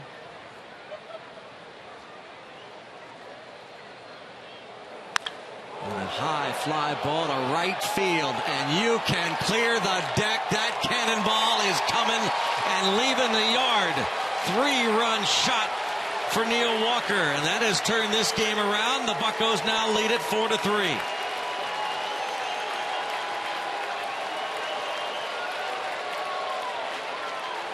There it is. The big hit. Kept having a lot of situations where needed somebody to come up with it. And not too surprisingly, it's Walker that makes the big contact. Puts 3 runs up on the board in 1 inning. It all started with a 3-2 breaking ball for a guy that's 0 for his last 20.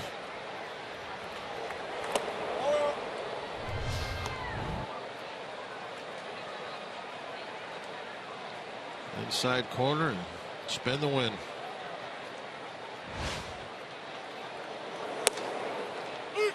Pirates now lead it 4-3. Another look at Walker's 4th of the season.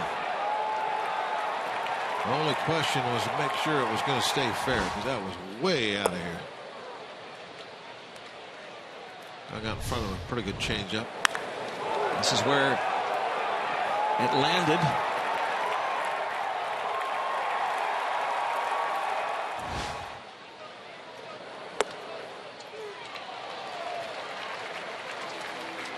That's the first out. Neil Walker's first home run since the 26th against the Marlins, last homestand. And that gives him 23 RBIs on the season.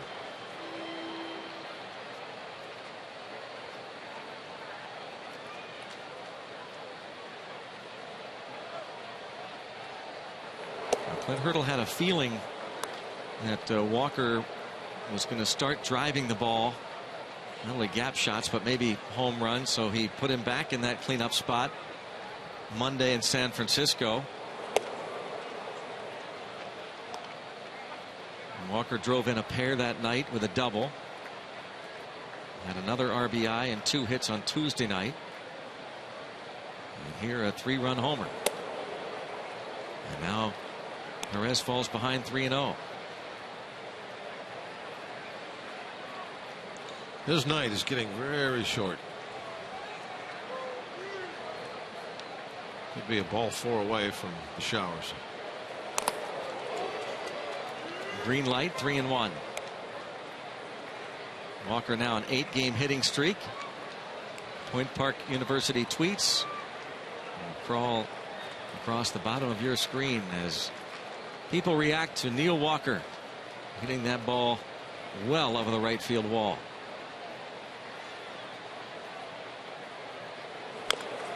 3-2 now on Alvarez.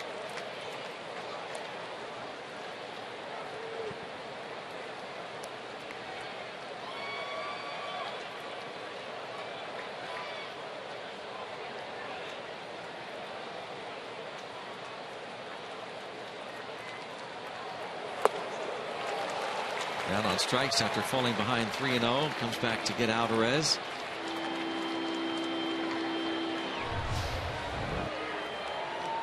Comes with the changeup 3-2. Misses the strike zone quite a bit by it, but hits the chase.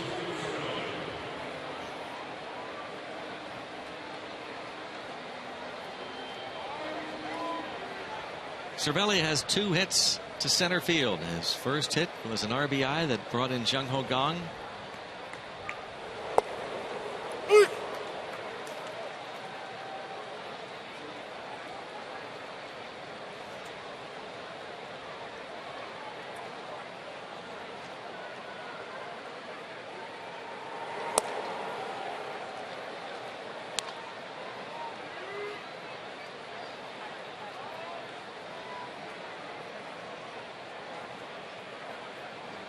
.24 batting average. Top average in the league among all catchers.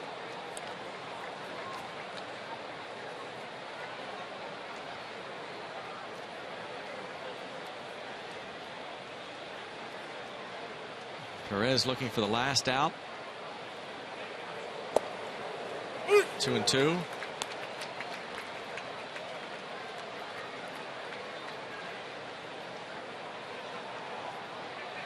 Pitch number 100 coming up here to Cervelli.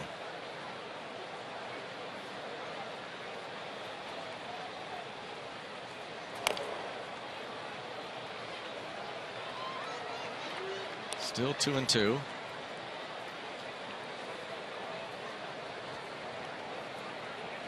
Martin is ready.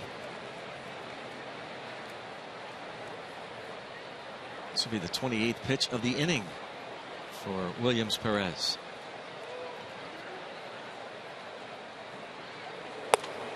And he struck him out. How about that? A walk, a single, the towering homer, and then 3 consecutive strikeouts. So damage done thanks to the real deal. Friday Night Rocks. Neil Walker rocking Turner Field with his 4th home run and giving the Buccos a 4-3 lead.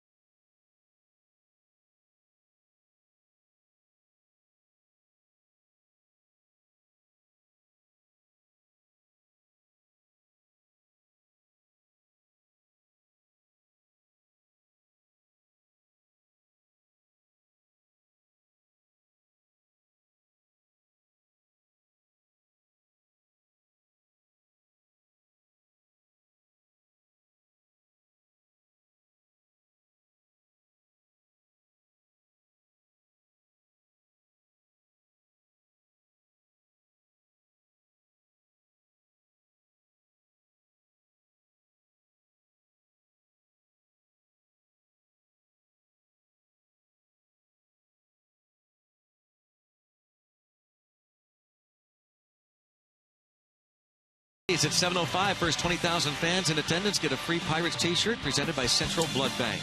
Get to Federal Street early for the Friday night block party presented by Barrel Automotive. Live music, food, and stop by the Miller Lite Bar. For tickets, go to pirates.com/free shirt Friday. And Freddie Freeman goes the other way. And Marte is going to gun towards second and safe there. Whoa, Close play. man. Bang, bang at second. The ball beat him. Apparently the tag wasn't there, but the ball was there in time. I want to see this one again. So does Clint.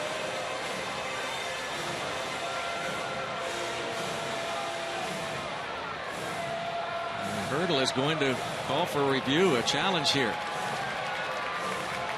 That Hurdle is going to challenge. Another look. Oh, Is it clear and convincing?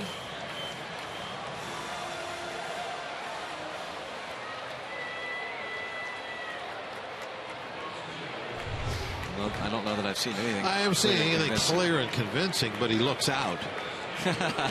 You know what I mean? Yeah. Does he look out? He looked out. He looked out from the Well, he get-go. looked out when we were watching. Right. Yeah.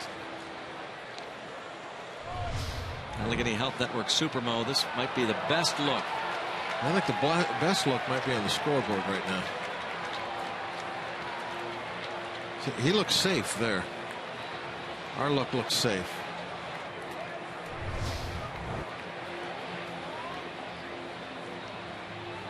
Giant scoreboard here in center field.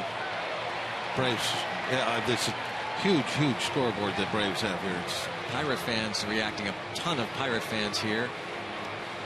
They think he's out by the look on the scoreboard.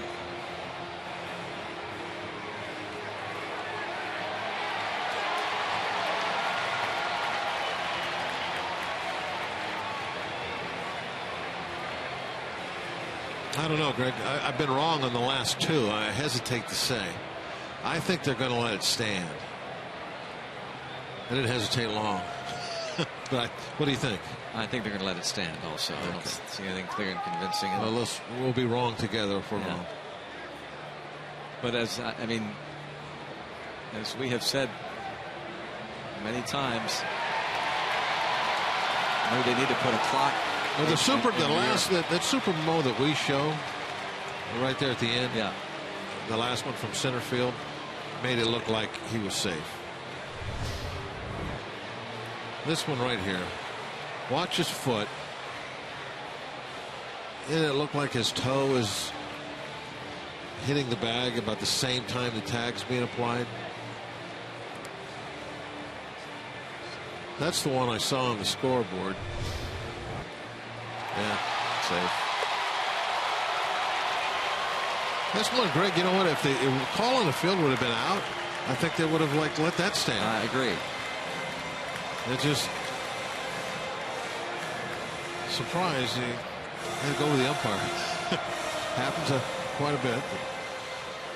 And I think that was the case there. Just you don't see anything that for sure where you'd say, "Oh, the umpire's wrong."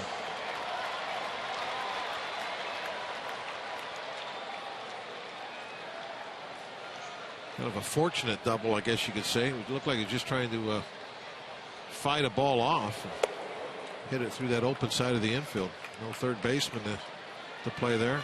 Might not have mattered because it tucked it so close to the line. You could have had Jung Ho playing a normal spot and still wouldn't have been able to catch that one.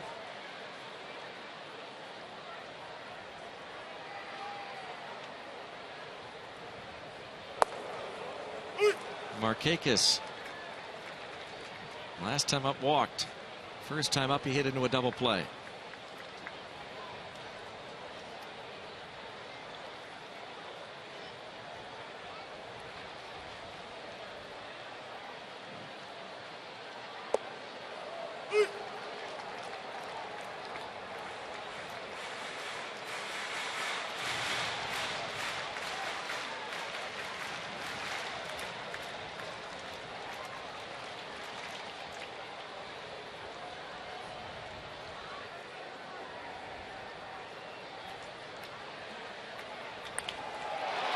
This is going to drop in for a hit. And that ball snakes toward the center fielder McCutchen. Bo Porter will hold Freeman with nobody out.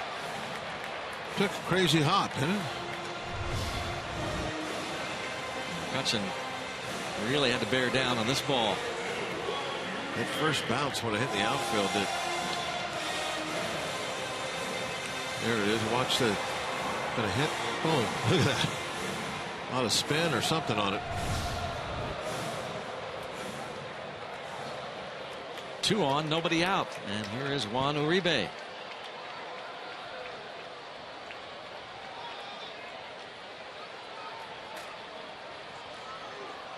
Looking for that double play ball.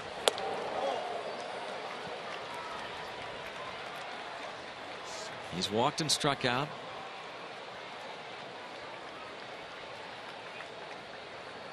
The time he struck out, it was really a weird swing. Totally fooled by it. Man, that's going to be a tough one to turn. They get one and not in time for the double play. Hit a little too slowly and a little bit too far to Mercer's right. He had to go quite a ways into that hole, backhand the ball. What a nice turn by Walker. Wow, it was very close at first. It's interesting that Walker looked toward the dugout like we need to challenge that, but Pirates are out of challenges now.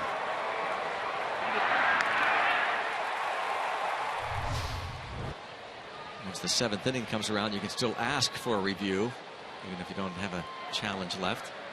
But we're only in the 5th, and it's a tie game. RBI for Uribe. Scored Freeman. Now, for the next couple innings, it's old-fashioned way you go and argue. Which we don't get to see anymore. No, not. More umpire arguments. In Seattle they get to, but not anywhere else. I got a full dose the other day from Lloyd McClendon. I didn't see it, but I heard about it.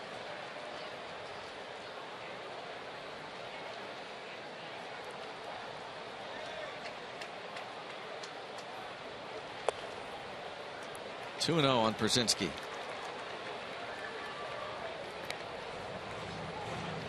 And Antonio Bastardo in the Pirates bullpen.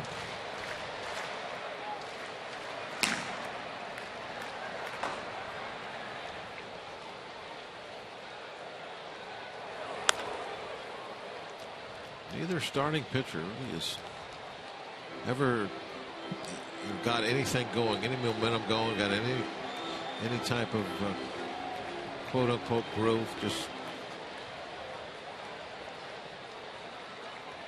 not really locating any of the pitches very well. A lot of falling behind. And the scoreboard reflects it. Both giving up 4 runs, 8 runs scored now, and only in the middle of the game.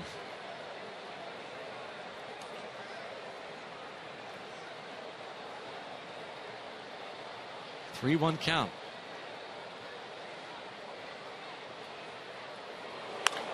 And Alvarez gets one and throws that ball in the dirt. And now we'll tag the runner for the double play. Nice play by Mercer. Mercer ready for the throw from Alvarez. A one hopper. Alvarez continues to have issues with the throws, but Mercer makes the play.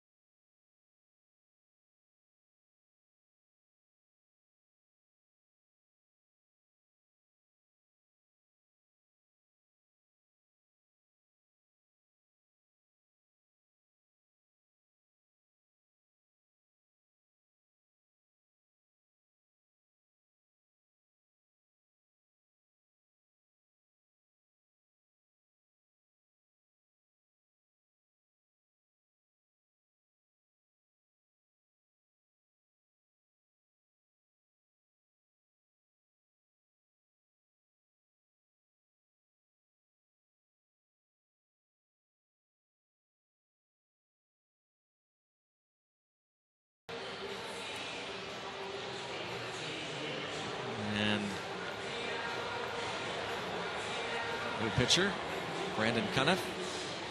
22nd appearance. ERA up there quite a ways. A little bit of that going on. This Brave pitching staff, high ERAs, 4.91. This one almost 5.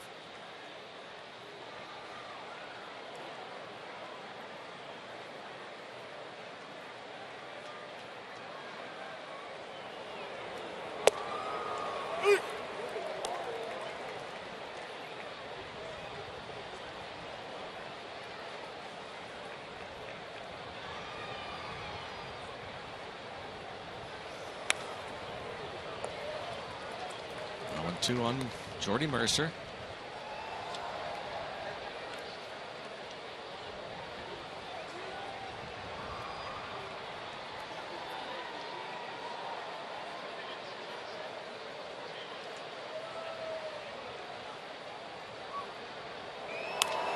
Reaching out and popping into shallow right, and nice little play. Freeman made that look easy. In foul territory. Charlie's night's done. Corey Hart stepping in the box. You see a nice little basket catch.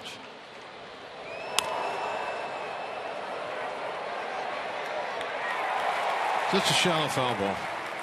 Yeah, it's a shallow pop.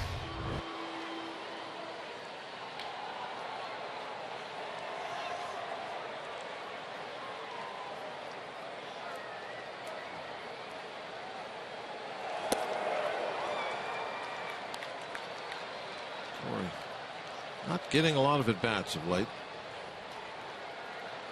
Mainly pinch hitting.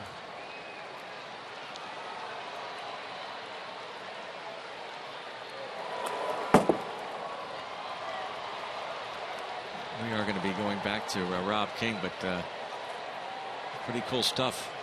Pat Venditti, the ambidextrous pitcher that got outs from both arms, Bob. Didn't you face Greg Harris once? Or hit off of him? No. Or pitch against him, I should say. Pitch against him, I don't know, but I've seen him pitch. Is that crazy? Yeah, I don't know how crazy it was. When Harris did it, I kind of felt like it was just kind of like a oddity, like he was trying to prove that he could do it. So, but this guy might be a little more legit about it. I mean, Harris had been around for a while. It was a just conventional, I believe, right-hand pitcher, and then decided, hey, I'm going to pitch left-handed also.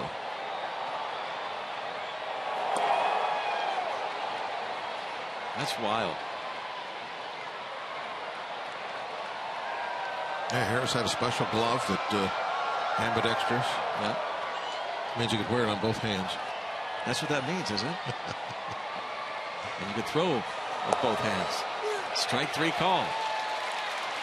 Let's go back to the studio. Rob King and another game break.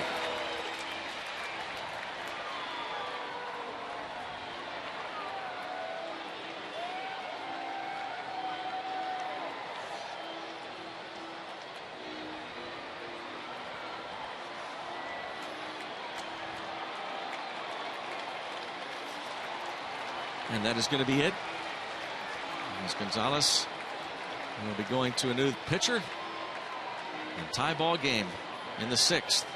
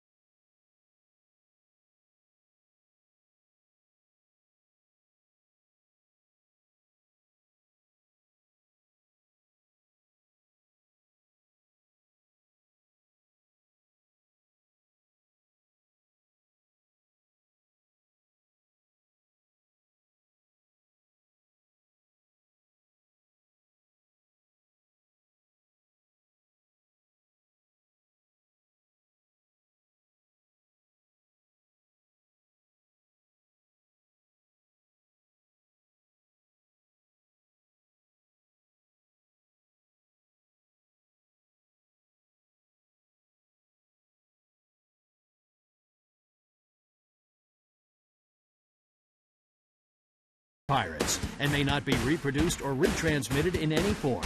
And the accounts and descriptions of this game may not be disseminated without the express written consent of the Pittsburgh Pirates. Tied at 4, top of the 6th.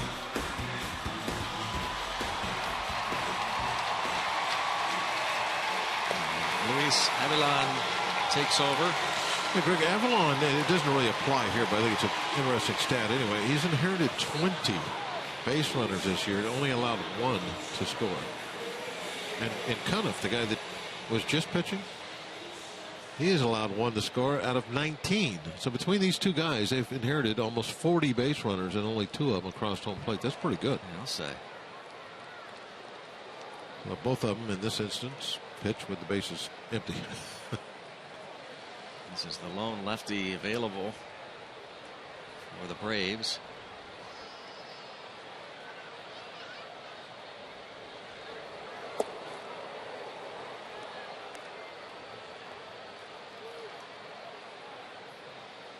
Lefties hit 282 off of him. Righties 150.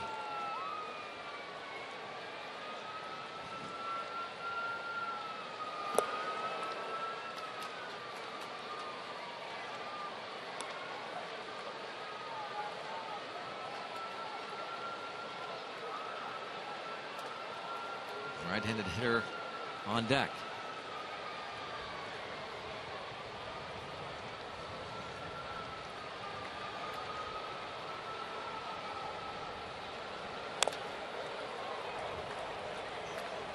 Two and one on Polanco. He's flied out, walked, and bounced to first.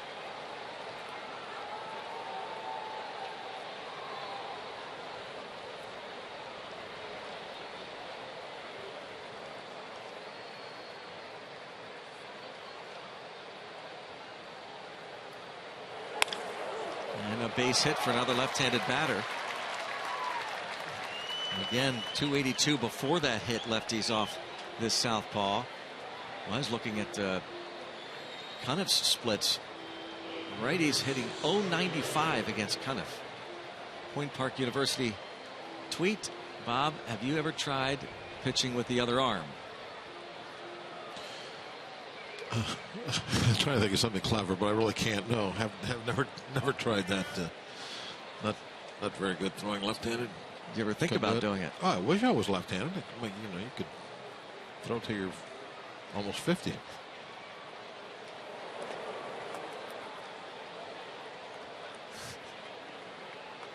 left-handed would have been a lot of fun. Let people say I should have been left-handed.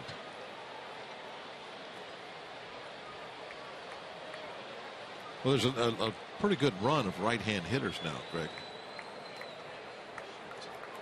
So he should be all right. I think. Yeah.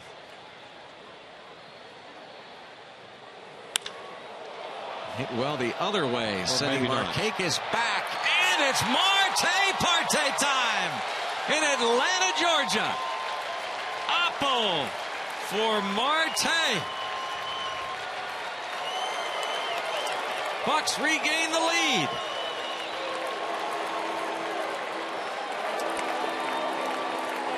Maybe rethinking that 2 out, nobody on pitching change now. Especially when you think about the splits. I don't know, Greg. .095 right-handed hitters. I understand what you're saying. But it's 6-4 Pirates now. That's all that matters.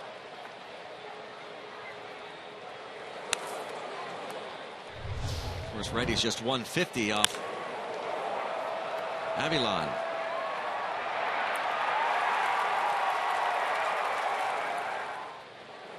That's the first home run he's allowed this season. And for Starling Marte, it's his 11th, and what a way to bust out of an 0 for 21.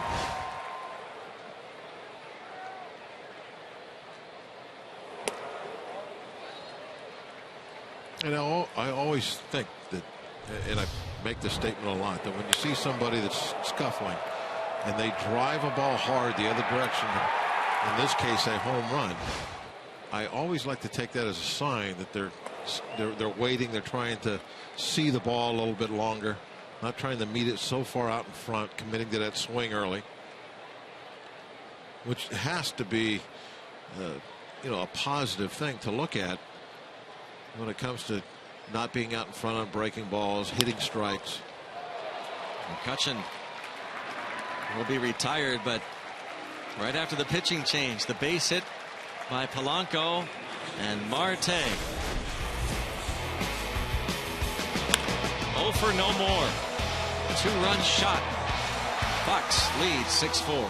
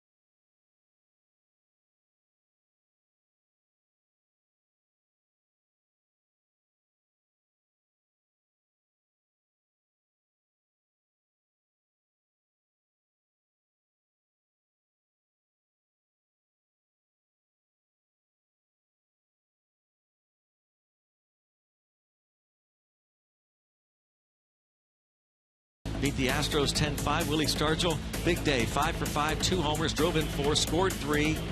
Those 5 hits also gave Pops hits in 9 straight at bats. Roberto Clemente also with 3 hits in the game, including a long home run off Turk Farrell, estimated to have gone 500 feet this day in 1966. He was also on this day in 1959. Speaking of long home runs, Dick Stewart, Dr. Strangelove, hit the first home run ever over the center field wall at Forbes Field this day in 1959. Marte, opposite field. That wasn't 500, I don't think. 500. Of course, any ball hit to center field was a bomb, but I don't believe it was 500. Here's Antonio Bastardo, hasn't been used often. No, just sparingly. 17 games so far. And early on, scuffling a little bit. Needs more innings, more appearances to get the ERA back down, get it out of the 5s. Certainly well rested, hasn't pitched since a week ago yesterday, and a pop-up bunt.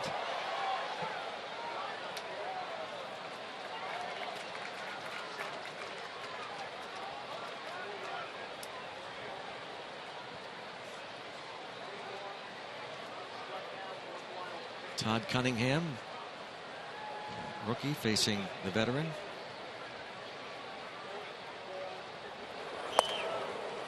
Five innings for Charlie Morton, and in line for a W.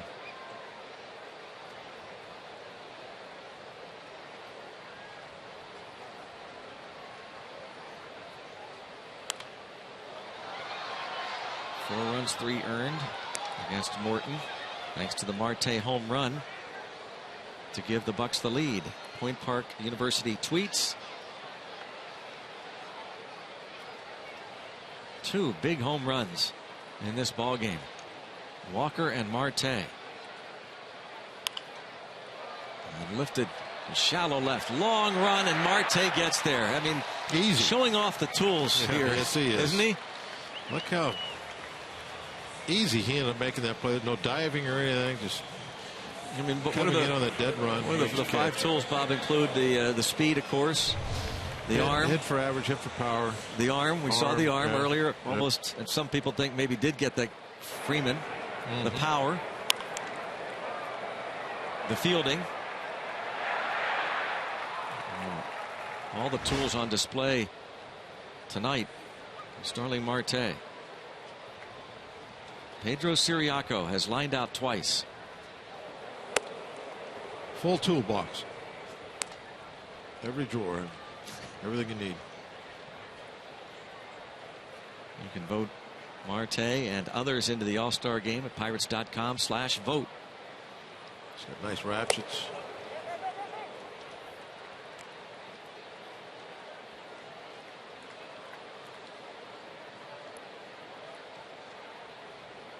You probably got a big toolbox in your garage, I don't think. Huh?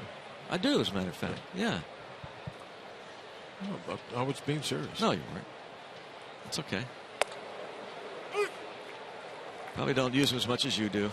You're Mr. Handyman around the house. I know that. You probably have one of those screwdrivers with the different bits that you put oh, yeah, in, absolutely. One of those. Like an adjustable crescent I'd wrench. say my toolbox is like your work bag. It's a big toolbox with not many tools. Your work bag has a pen in it. So that's my analogy. All right. All right. They both do the job, apparently. That's right.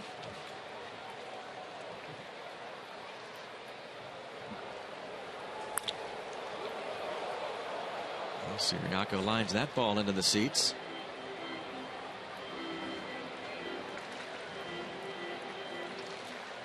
Chris Johnson on deck.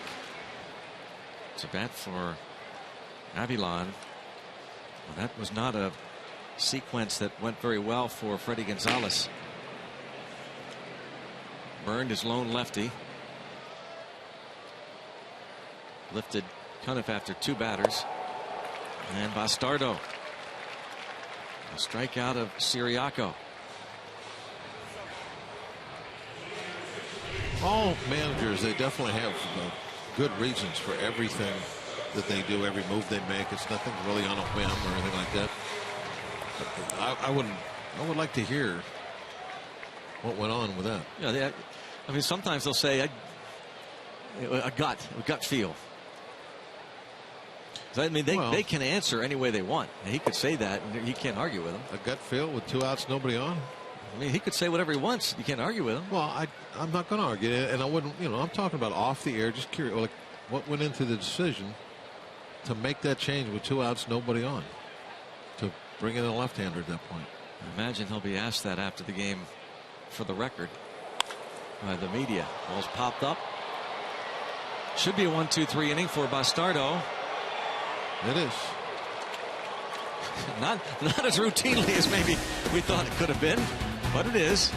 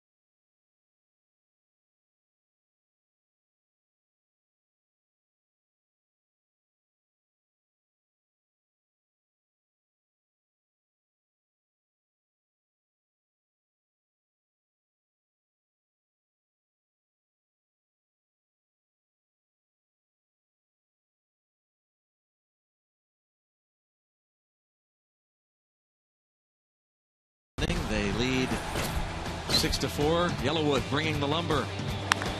Neil Walker's home run with 2 on, nobody out in the 5th. Made the score 4-3. The Braves tied at the bottom of the 5th, and then Marte went the other way.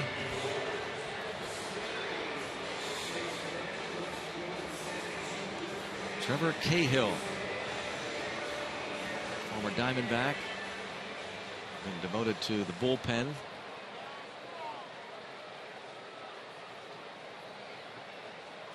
Got off to an excellent start this year.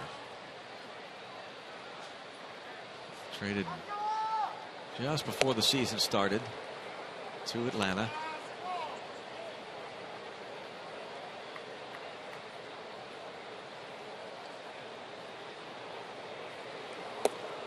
Oh, nice off-speed pitch.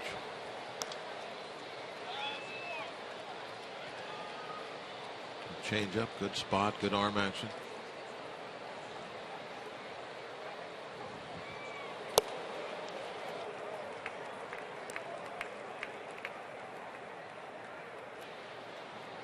One ball, 2 strikes.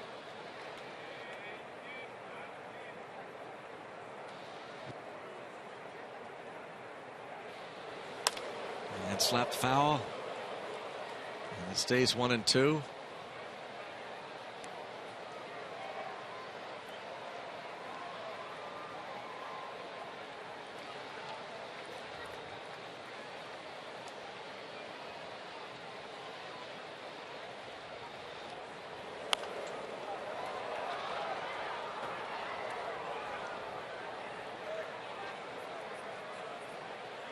Walker, 4 homers now, 23 RBIs on the year, and an 8-game hitting streak. Hit the home run off the starter Williams Perez. Now Trevor Cahill, longtime starter.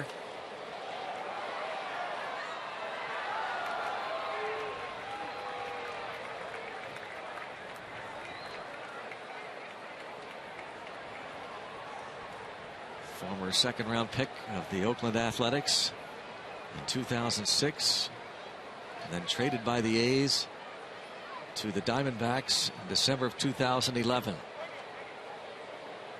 and dealt to Atlanta for a minor leaguer just before the start of the season on April the 2nd.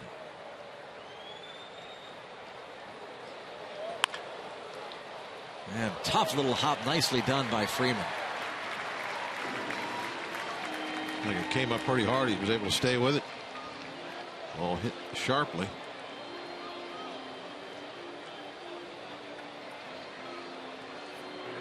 Walker having a pretty good night with the bat.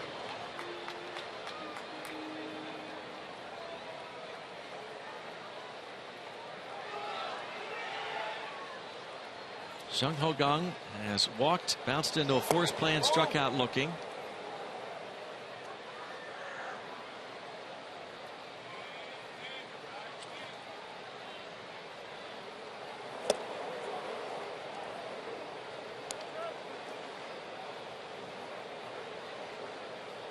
Story today in the sports section of USA Today about Jung Ho Kang. Starting to get more and more national attention. A little bit of a slide. He has not started the last couple of ball games, but did play a big role in the Pirates' victory on Wednesday. A 2-run pinch hit double in the 9th.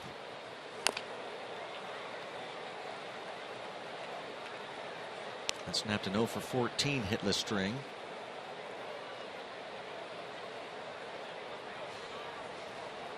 Still hitting over 300 in his last 30 ball games.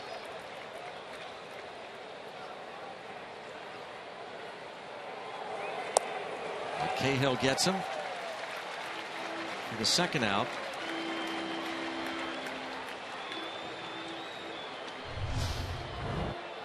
Good breaking ball down and away.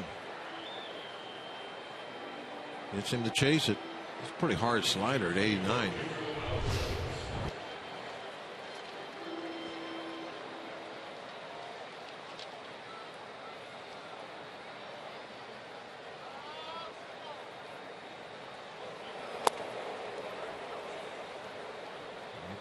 Big, hard curveball. 82 miles an hour. That's pretty good velocity for the hook, and that thing had a big break to it. Cahill won 18 games his second full season in the big leagues with Oakland. 18-8. Last year up to 3-12. 5.61 ERA with Arizona.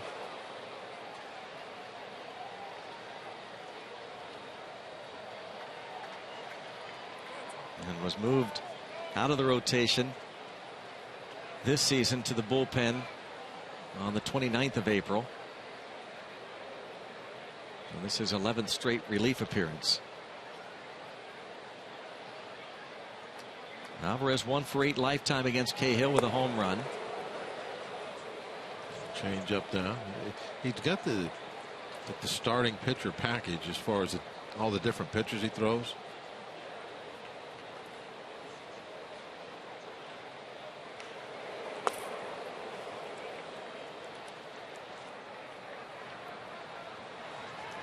Archimedes Caminero got the power reliever package. Mm-hmm.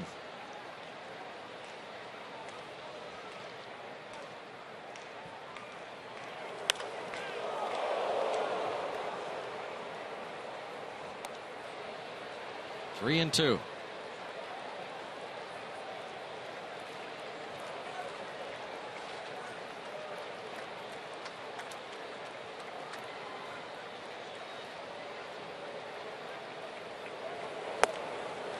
Struck him out looking.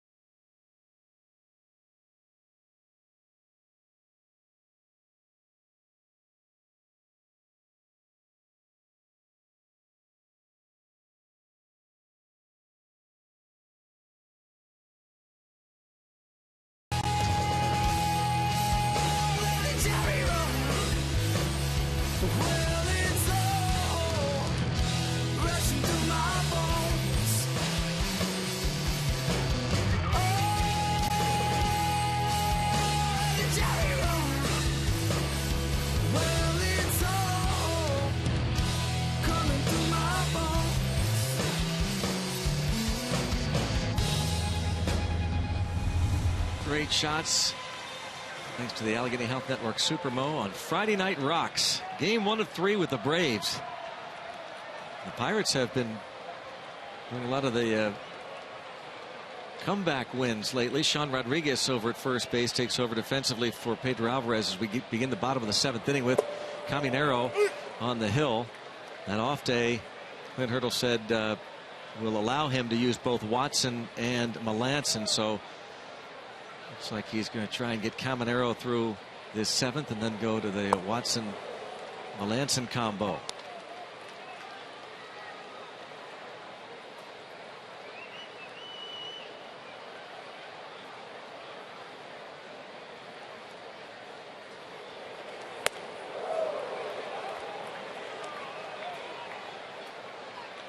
Maben 2 for 3 against Morton. Bastardo, a nice outing. 1, 2, 3 for him. Yeah, very clean, easy.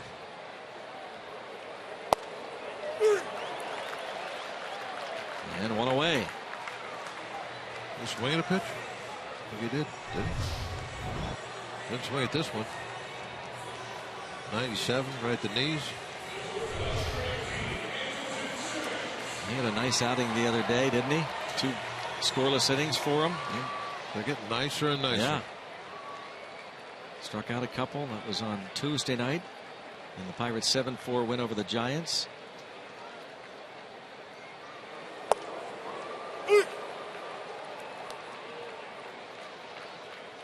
Giants took the lead first in each of those 3 games. Well, he can throw that fastball right in that spot just all day. He'll never have to do anything else.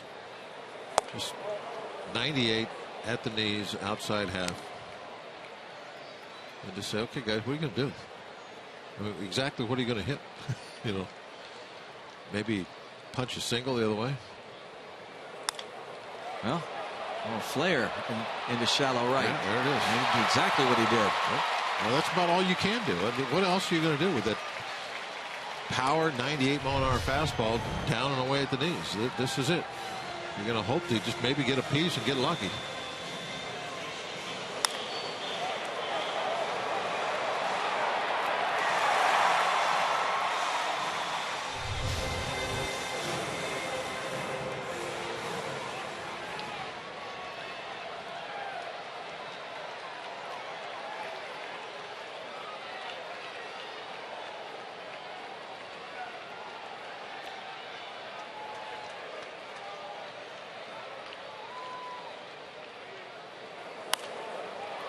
Freddie Freeman doubled to start the 5th.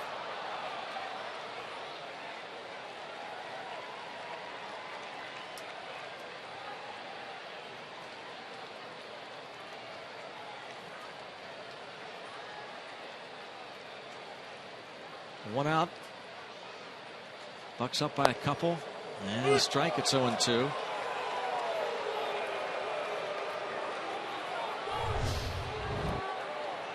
Caminero might have got a call on that one. It's a little low.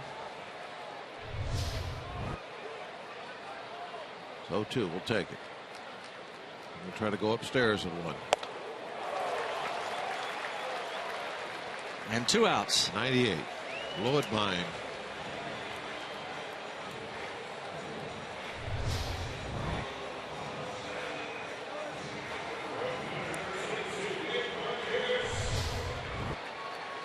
The batter will be Nick Markakis. Couple of strikeouts for Caminero. Markakis 1 out of 2 plus a walk and a run scored.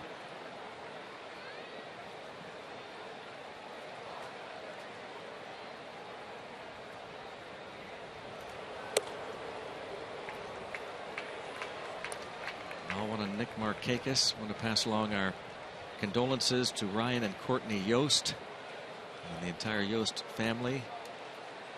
Her mother, Donna Yost from Kennedy Township, passed away recently. And our thoughts and prayers go out to the Yost family.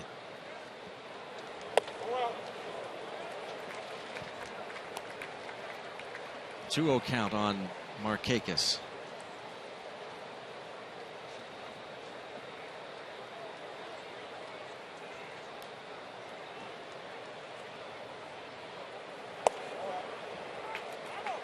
Falls behind him 3-0.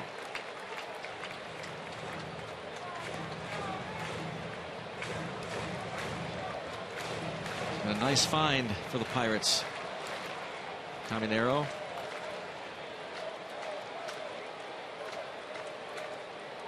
Scored upon in just 2 of his first 13 games on the road this season.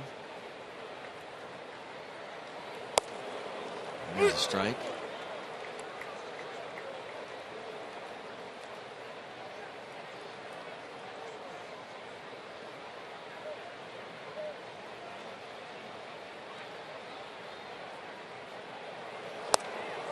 Strike 2.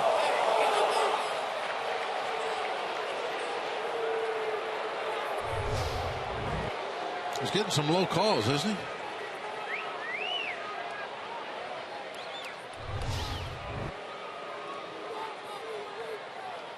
wonder what Cervelli thought about that.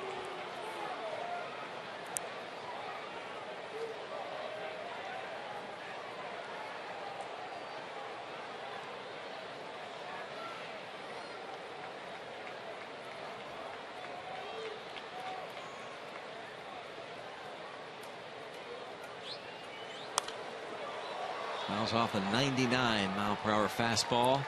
99 at the knees.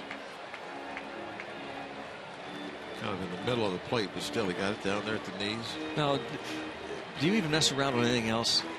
3-2, you're ahead by 2 runs. Or do you go to your split? No, if you're Caminero, I don't think you can. Mm-hmm. Whatever your best shot is at throwing a strike with, it's got to be the fastball. Stick with it. And he lost him. If you're a different type of pitcher, well, then that might be the case because you're pitching against the tying run. You don't want to just lay a 90-mile-an-hour fastball in there just so you don't walk him, and maybe he hits it out of the ballpark and ties the game. Markakis, he didn't have a home run this year either. I mean, that goes into what you're thinking about. There's so many variables that are going to go in there.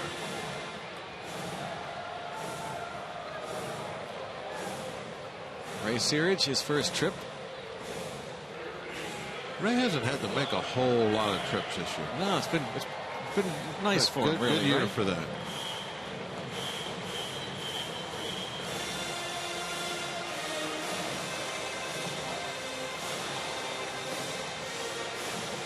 Ray had a tough spring.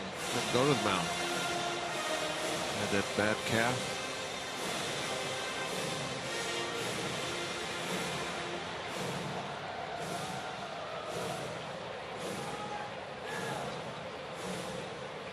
He's going to be facing Juan Uribe with 2 on and 2 outs.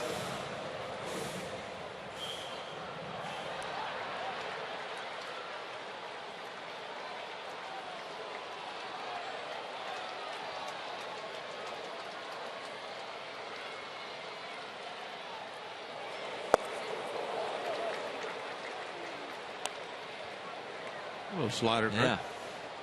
And it is a little slider.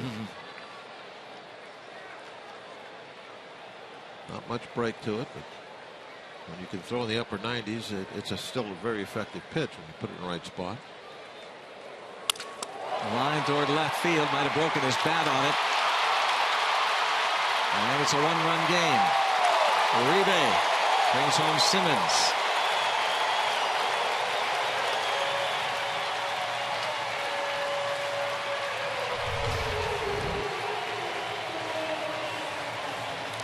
Kind of hung it over the inside half. Didn't get that slider away. You saw Cervelli jump outside. Just didn't locate it.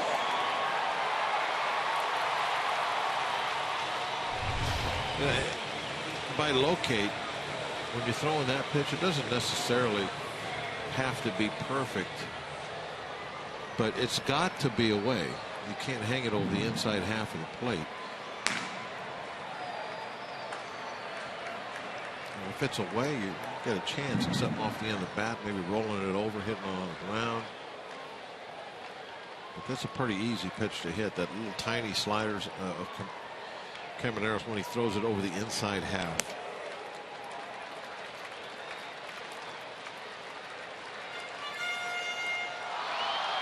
Brzezinski reached on a Neil Walker error in the first, doubled in a run in the 3rd inning, and last time hit into a 3-6-3 double play.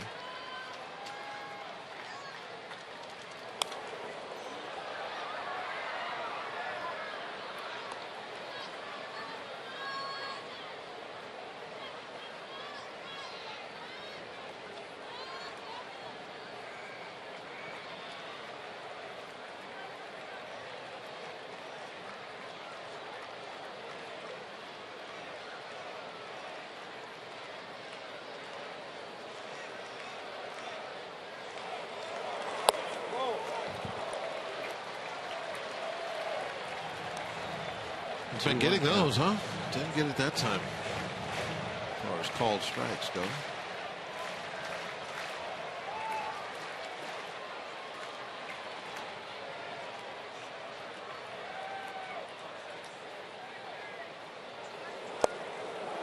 2-2.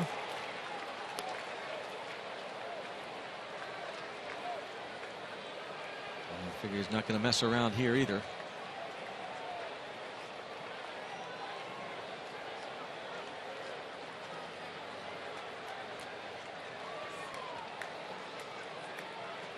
Caminero facing the 38-year-old veteran A.J. Pierzynski. 2 on, 2 outs, a run in. Pirates lead now 6-5.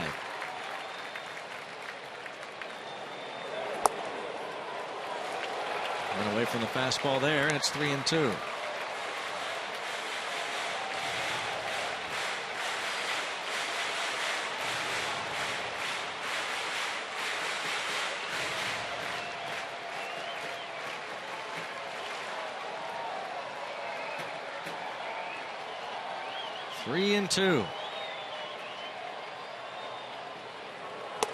Got him with the fastball.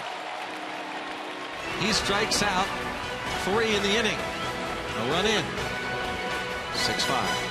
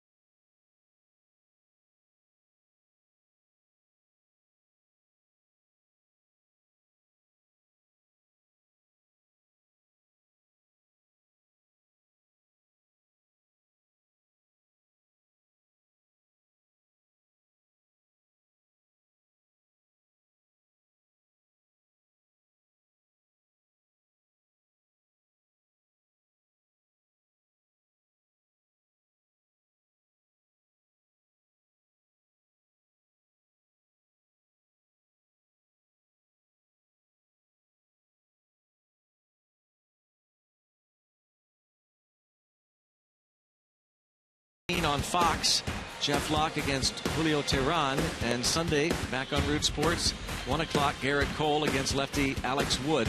Nissan road ahead.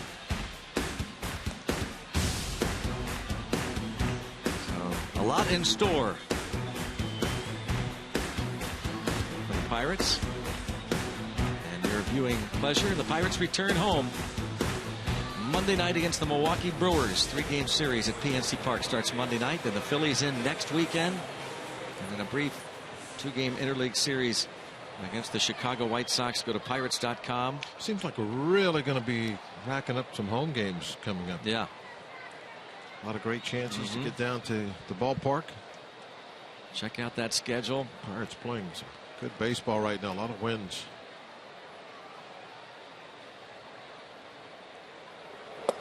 The Pirates can hold on tonight. They would get their road record back to 500. Hashtag Bucks Booth as a hitter. Does Cervelli remind you of Jason Kendall? Yeah, I could say he does a little bit. I think he reminds me a little bit of Don Slott too. I'll tell you what, the Kendall and Slott had their fair share of 3-hit nights, and Cervelli had 3 hits, almost identical spots. He greets Trevor Cahill with his 3rd hit of the night.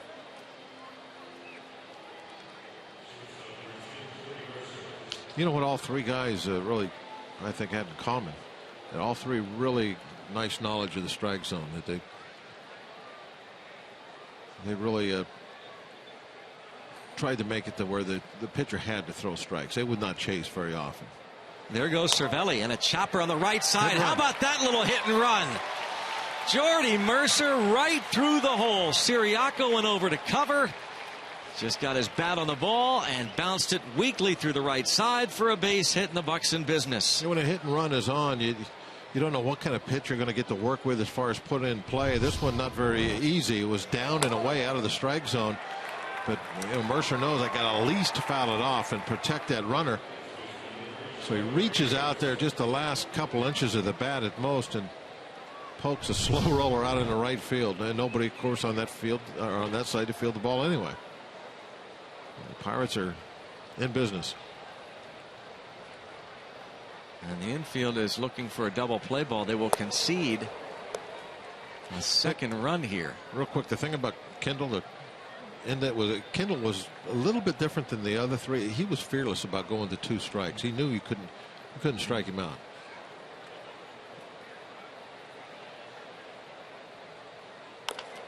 Now, Bob, the Pirates have one of the best setup men and closers in baseball.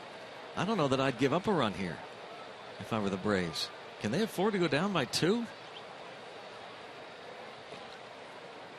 in the 8th inning?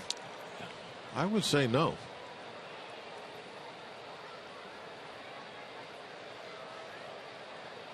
They are playing at double play depth.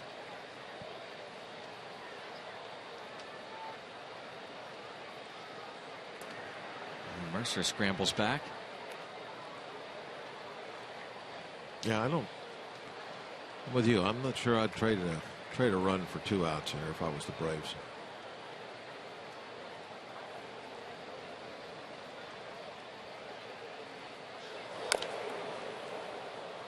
And 1-2.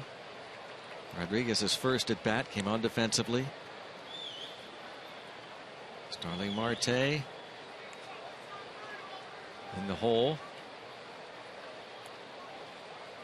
His home run in the 6th inning gave the Pirates the lead, made it 6-4. Braves pick up 1 in the bottom of the 7th. And a chopper. This will bring home a run. They will get a double play. No RBI. It'll really, we'll find out now if they should have or shouldn't have. See how this game goes the last inning and a half that they have. Giving the Pirates another run on that lead here late in this ball game just so they can get these 2 outs.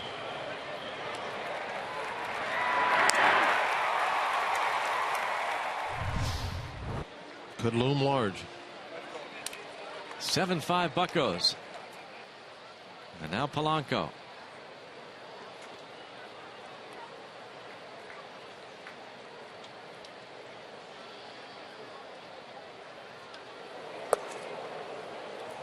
By the way, the Washington Nationals beat the Chicago Cubs 7-5. So the Pirates, who lead the Cubs by a half game for 2nd in the division, can make it a game and a half. Cardinals and Dodgers just getting underway in Los Angeles. And the other way for Polanco. And Polanco going to take the turn at first and then put on the brakes. Put the pressure on the outfielder. Starling Marte will come to the plate, our T-Mobile game changer. This changes the score. 2-run shot. Bucks led 6-4. That came in the 6th inning. Marte's 11th home run, and it snapped an 0 for 21 hitless string. Well, let's hope something comes of it now. Might get him on a nice run, maybe in a power run. Hopefully a couple weeks we'll be talking about that home run he hit in Atlanta.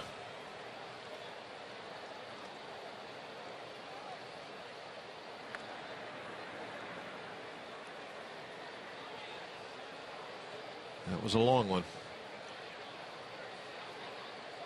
Mercer hit some long ones in San Francisco. It's weird, you guys that break out of a slump not only hit one over the fence but hit a ton. Reminds me of that home run that Ike Davis hit in LA. Yeah, that's right. Who could forget that one? It's out there by the speakers. Yeah.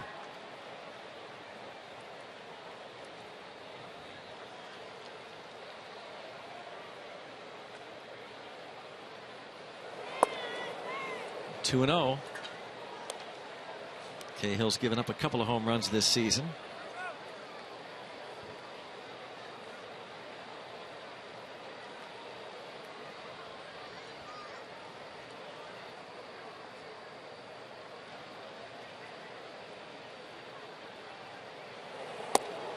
Three balls, no strikes.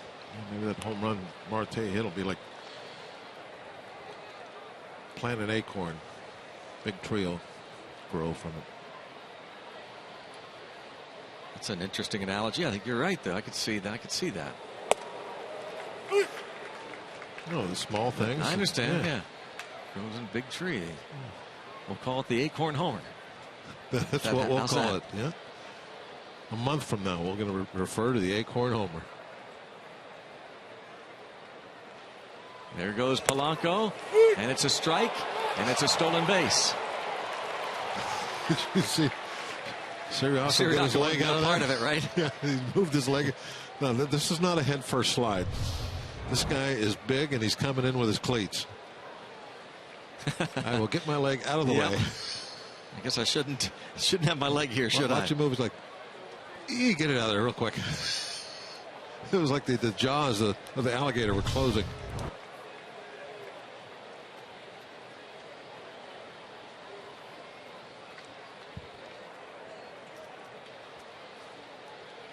Two stolen bases tonight for Polanco, 16 on the year. And a chopper headed up the middle, and that will score another run. So Starling Marte hit an opposite field home run in the 6th, and just a little squibber up the middle to give the Pirates an 8-5 lead. That little ground ball base hit, RBI. This is like watering the acorn. It's starting. He is getting ready to go on a tear.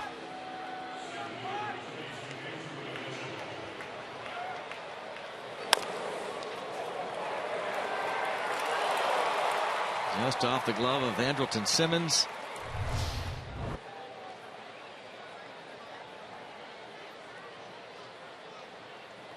$11 hits for the Pirates. One of the things that seems to have happened on this triple Audi, the Pirates will fall behind early in the first inning, but then come back for the win. This is 4 straight games, as we mentioned. It's going to happen tonight, it looks like. San Diego, each of the first 3 games, or San Francisco rather, and here tonight, fell behind 2-0 in the first.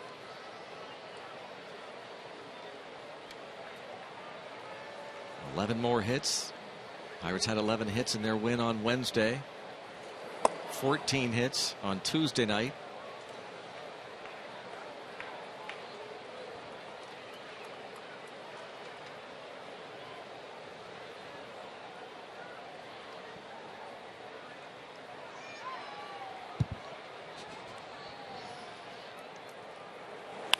That ball laced into left field. Heads toward the corner, and Marte, we talked about the tools. He's going to head home. Here's the throw. He's in there. Give McCutchen an RBI double. And a 9-5 Pirate lead. See them point to each other.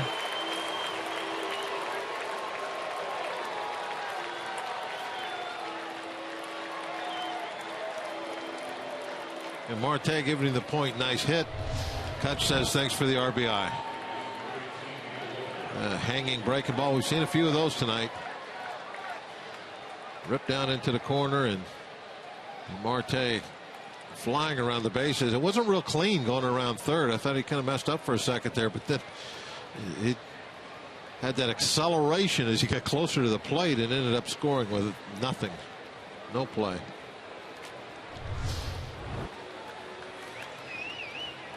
$14 doubles. McCutchen with 35 RBIs. He has 2 hits.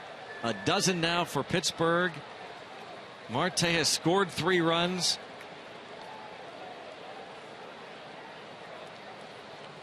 There's a few people heading for the exits after that one.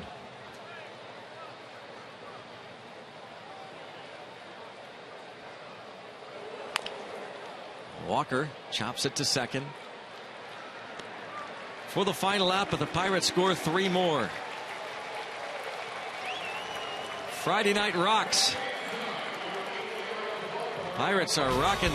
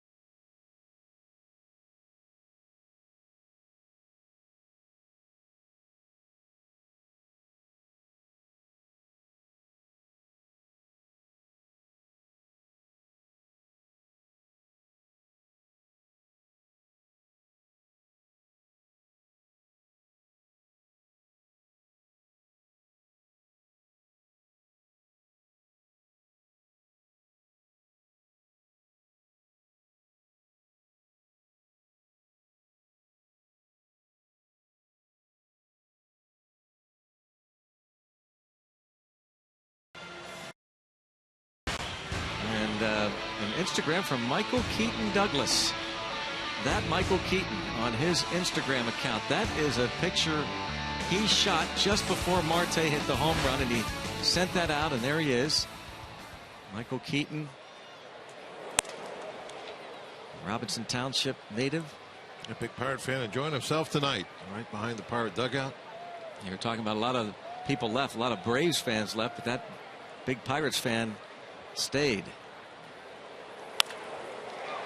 And the new pitcher for the Bucks, Tony Watson, gives up the hit to Todd Cunningham. That is his first hit of the night.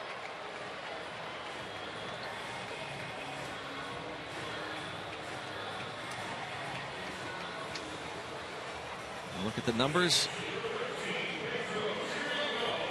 Tony Watson.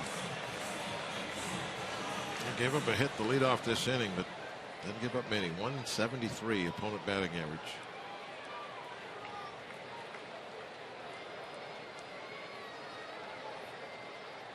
Here's Pedro Ciriaco. Bunts the ball foul. Sound like a double tap. He's lined out twice and struck out. Charlie Morton went 5. Gave up 4 runs, 3 earned. In line for the W. Just 1-1-2-3 inning. And that belonged to Antonio Bastardo in the 6th. As Caminero gave up a run, 2 hits, a walk, and struck out 3.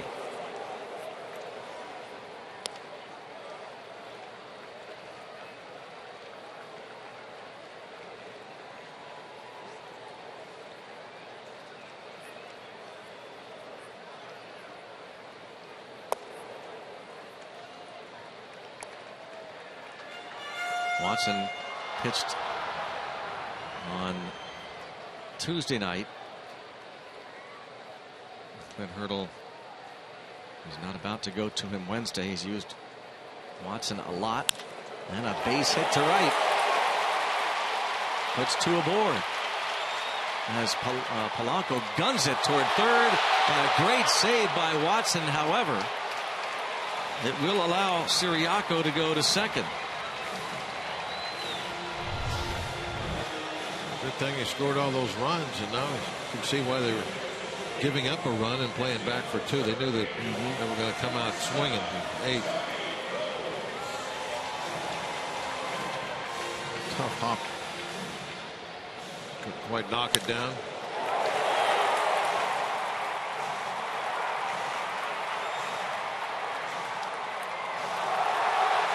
Not much of a turn by Siriaka, was it?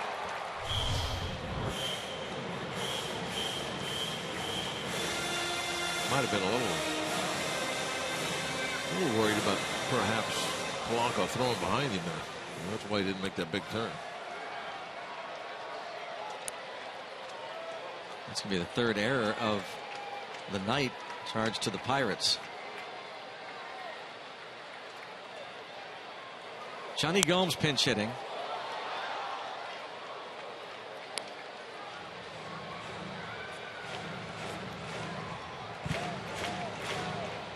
A lot of times those outfielders at the mercy of the infielder when it comes to getting an error or not. If the ball's mishandled, you know who's getting the error.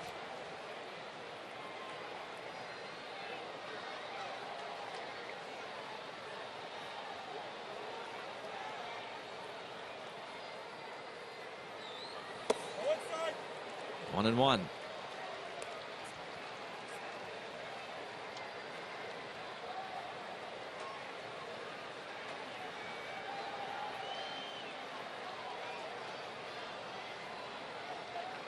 Nobody out.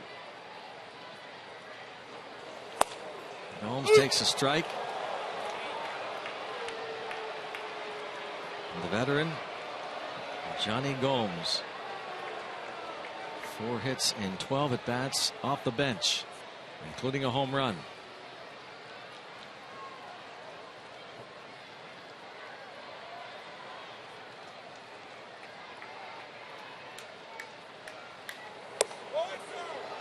Two and two.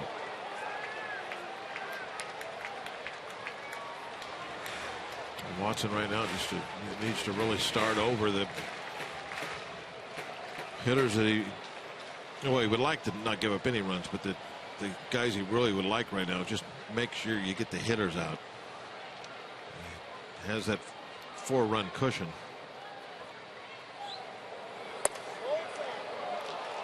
Three and two.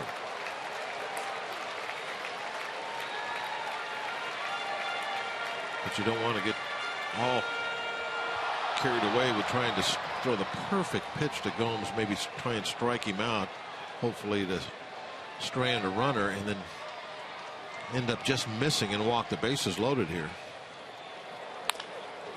Because it's the real big inning right now that I wonder if is that something that pitchers have to fight a lot. That I mean, here you're big lead. I mean, they're not saying Tony Watson is like this guy. Maybe not so much a starter, because that's kind of ingrained in stay out of the big inning, stay out of the big inning.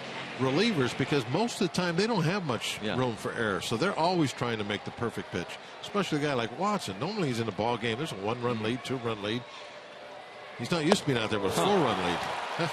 How about that? Make right the there? Perfect pitch. Yeah, he made the perfect pitch. This is an excellent location, and it's a changeup. Off-speed pitch, and he couldn't have ran in there and placed it any better than that. That is. So, I mean, that's pitching like the winning runs at third, not in the dugout.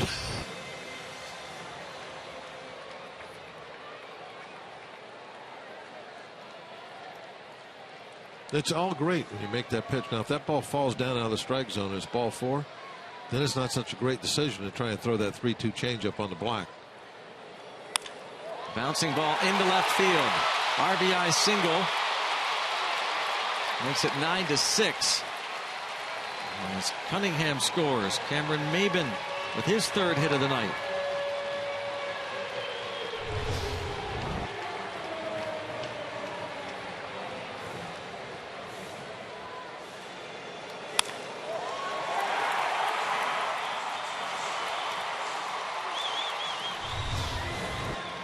Talked about Ray not having to make many trips. He's called timeout. He wants to go out and talk to Watson. Making more trips tonight than he has in a week. Does he ever go talk to Watson? Never. This must be unusual. Yeah. Really. I mean, I wonder when the last time he was ever out to the mound when Tony Watson was pitching. Jared Hughes is getting up as the Pirates watch the pitch count of Watson. just gave a thumbs up. I wonder if that meant to call the dugout, tell him I'm ready.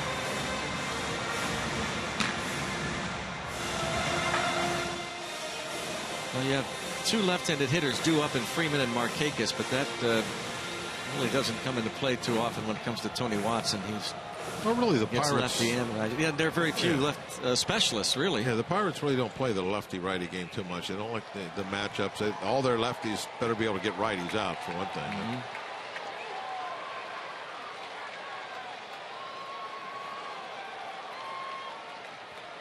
So Andrelton Simmons takes ball one. He has a couple of hits, both to right field. Pirates would like that guy that throws with both hands. Yeah, because they don't care what hand you throw with, as long as you get them out.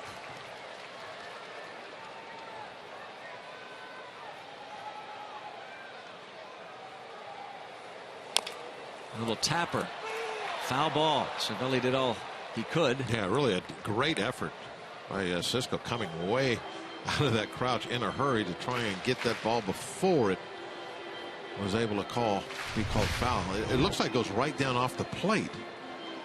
Of course, the plate is in fair territory, so if he can get to that ball before it comes back, before that spin takes it back,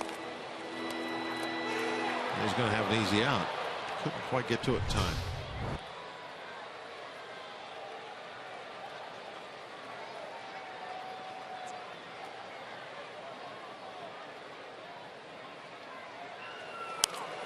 One and two.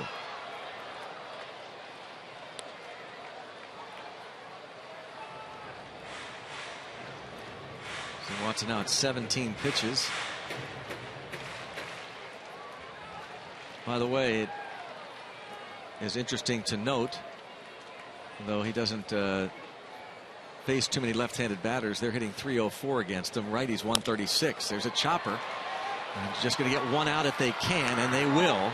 Another RBI for Andrelton Simmons. 2 outs, and it's 9-7.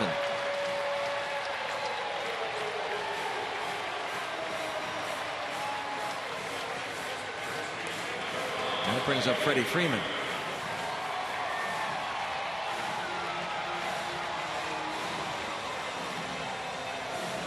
Well, this is their legitimate power threat. And he's coming up there as the tying run.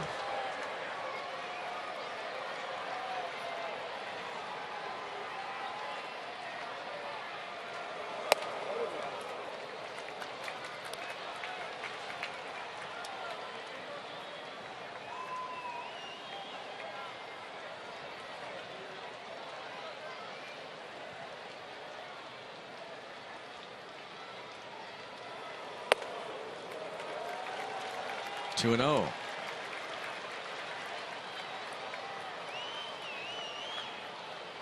Freeman a couple of hits tonight.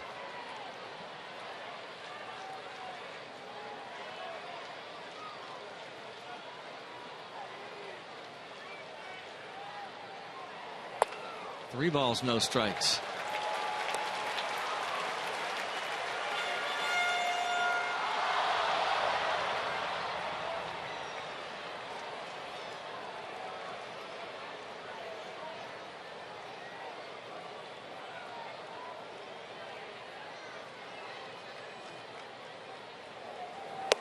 And a 4-pitch walk to Freddie Freeman. Certainly not the typical Watson outing we're used to. And that's going to be it for him. Yeah, that'll be a double switch. It looks like Clint's headed to home plate.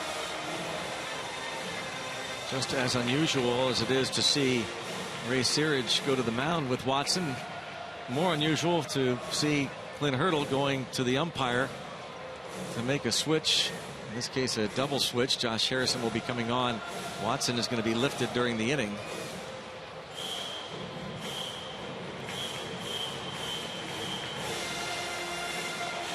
Jared Hughes going to come on and try and get the last out of the 8th inning.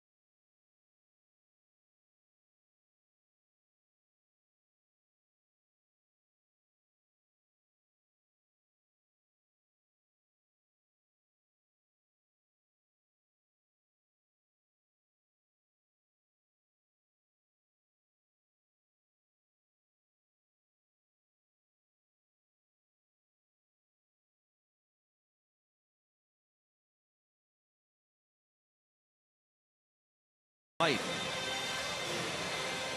Starling Marte has had a big night offensively, and Pirates have needed all the offense because the Braves keep coming at the Bucks. Here's the situation. Runners at first and second. Nick Markakis coming to the plate. The left-handed hitter Juan Uribe is on deck. Freddie Freeman at first, Cameron Maybin at second, and the Pirates leading 9-7 with 2 outs. And Jared Hughes comes on in relief of Tony Watson. Josh Harrison is now at second.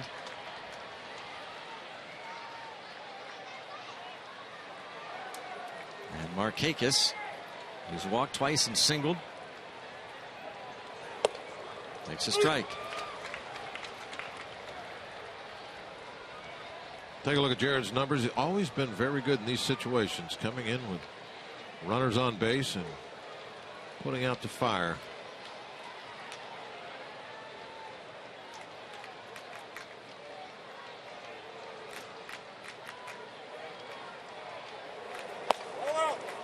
One ball, one strike on Markakis.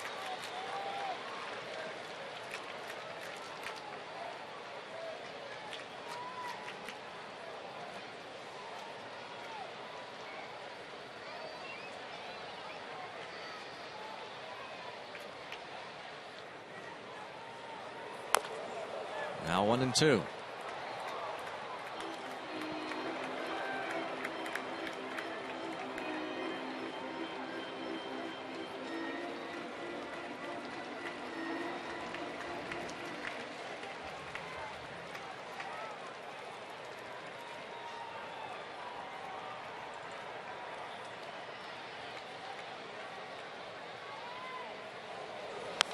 In on his hands and fouled off behind home plate. That was close. We've had one in a while. Right above us.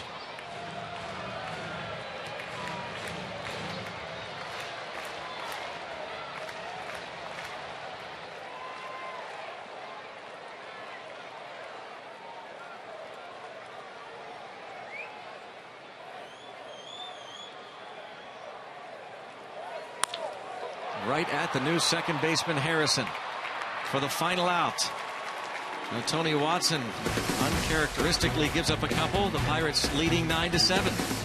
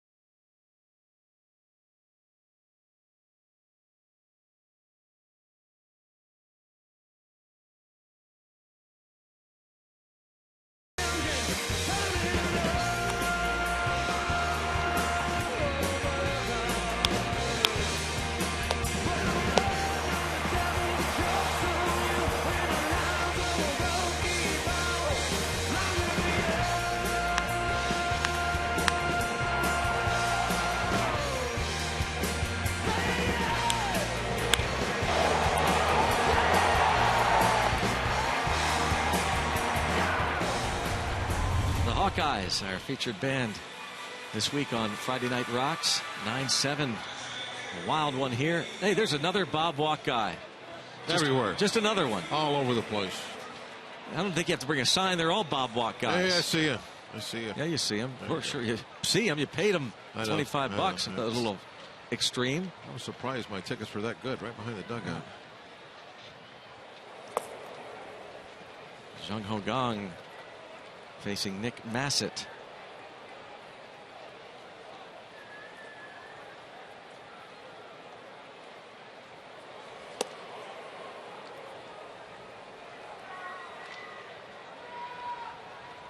Take a look at Nick's numbers. 15th game, 15 innings.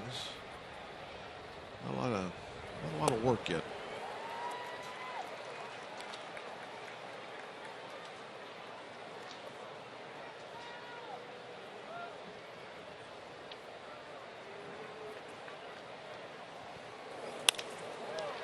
And a liner right at Freddie Freeman.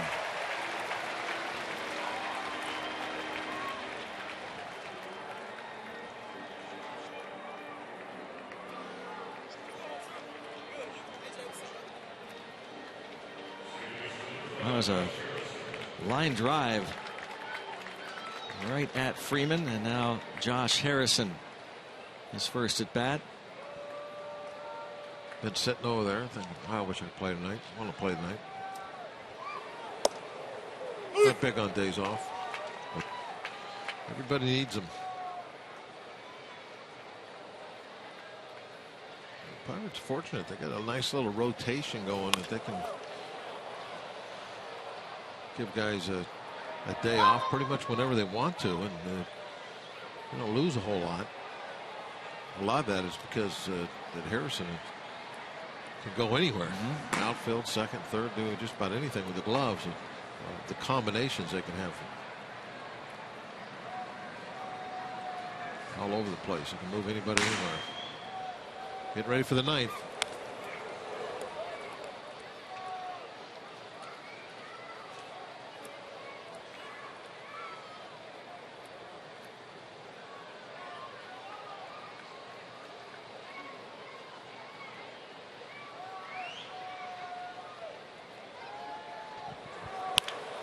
And hit hard and off the glove, or maybe the knee of Juan Uribe. Did that hit the...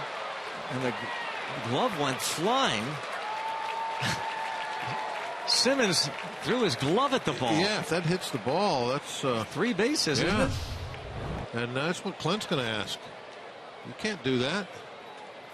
Now, did it just come off accidentally, or did he throw it? Let's see. Oh, without question, I think it did hit it. That's 3 bases. That is 3 bases. What's going on?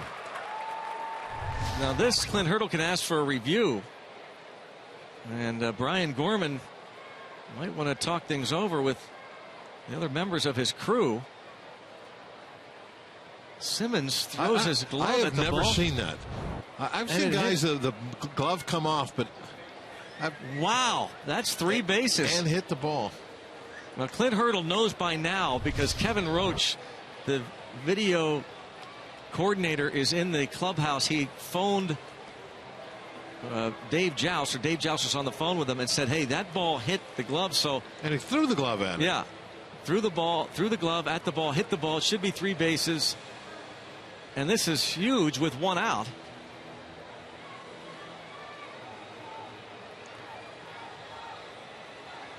Well, I'd love to hear what the umpires are saying. I mean, again, he doesn't have a challenge. He lost the challenge earlier. You can only ask for a review, and they're not going to review it. Why wouldn't they look at that? I don't know. Why not? What is their argument? What are they saying? That's blatant. That is a blatant miss by this umpiring crew. Wow. Hopefully that non-review doesn't come back to haunt Pittsburgh here. But I can understand them saying, no, I don't want to review it if they're all certain that the Pirates have no case. But how can they all be certain that 1, he didn't throw the glove, and 2, it didn't hit the ball, when it looked like it in real action live that he did? And then, of course, the replay certainly showed it. Never seen that. Somebody throw a glove at the ball and then hit it. knock it down.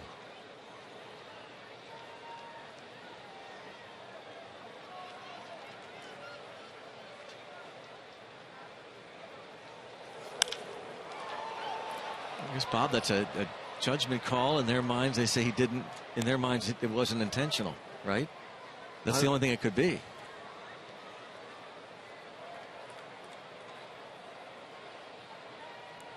I don't know. I'd have to get the rule book out. And then there's the other rule book, the umpire rule book that we don't have. We don't get to see. Yeah. Well, that's why I would like to know what was said down there in the conversation, what their explanation was. It looked to me like he threw his glove up at the ball and hit it.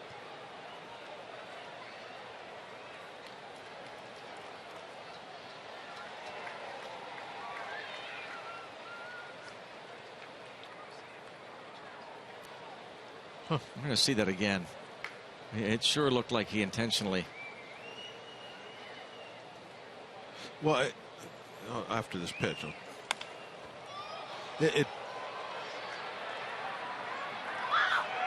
foul ball. It looked to me, Greg, that like after he did it, he pulled his hand down and almost like, oh my gosh, what did I just do? See how he pulls his hand back? Yeah. Like, oh, I can't do that.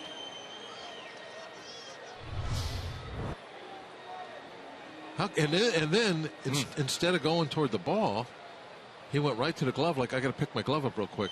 Yeah, nobody saw that, right. did they? I guess that, I don't know.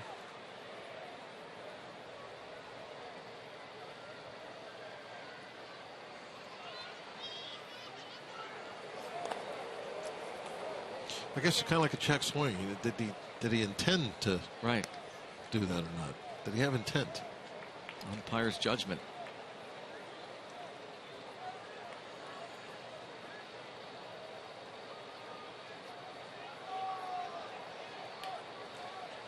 If you jump in the air and while you're leaping and your glove flies off and hits the ball, well, it's going to end up being a moot point. Yep, won't make any difference now.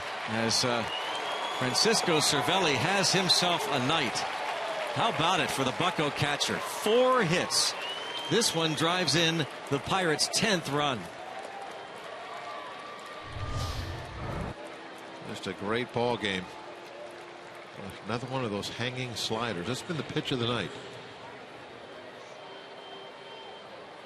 Banged into the outfield, and Jay Hay. Doesn't matter if he's at second or third on that one.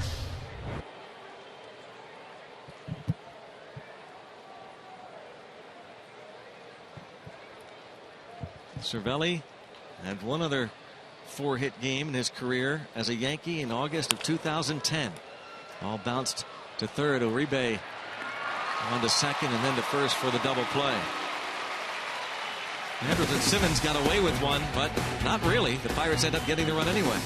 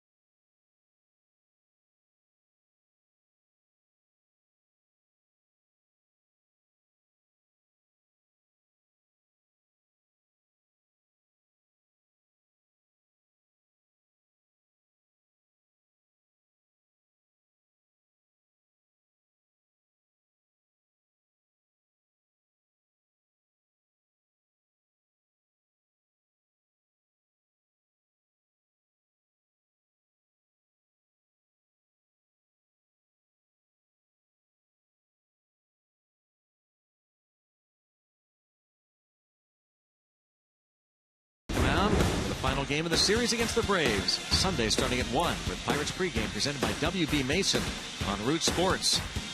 Batman is heading out. Michael Keaton.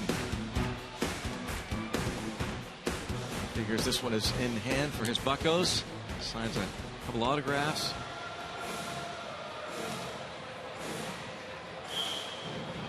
And it is Mark Melancon.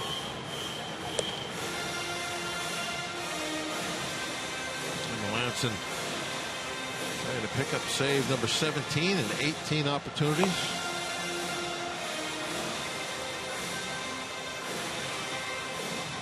By the way, we found out between innings that for whatever reason, that is not a reviewable play. Throwing the glove at the ball, so the umpires can confer. Well, I guess that this is what I'm. I heard you guys talking about that, and I'm thinking, well, if you're replaying, did he intentionally or not intentionally? Maybe you can't tell that on a replay. You have to actually be here live to see if it was intentional or not. Maybe that's why it can't be reviewed, because you don't.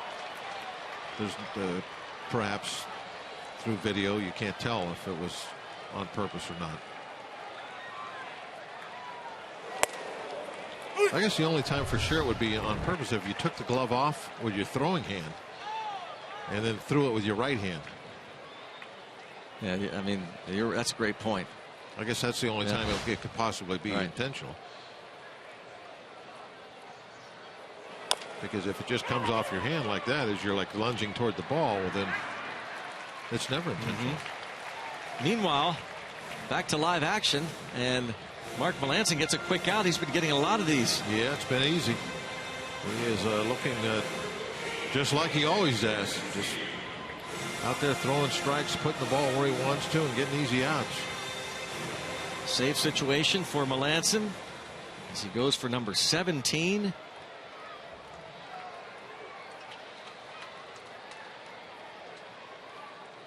He has 16 out of 17 in save chances this year. He's made 10 straight scoreless appearances. In fact, since April the 23rd, he leads the National League in saves.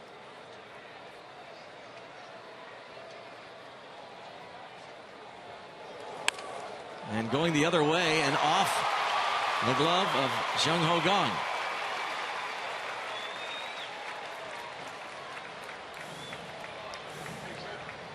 Brzezinski has his second hit. Going the opposite direction. I mean, that's not a bad play at all. You know, you're down by 3 runs. You got to have base runners, so you're just going to go for the single. So they're in a shift. Hit a ground ball the other way and get your single. Good veteran move by a guy that's been in this game a long time.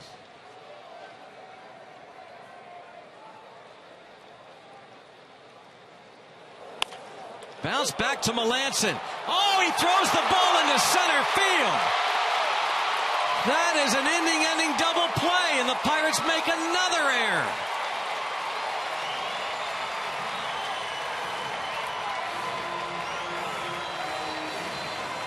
That would end the game.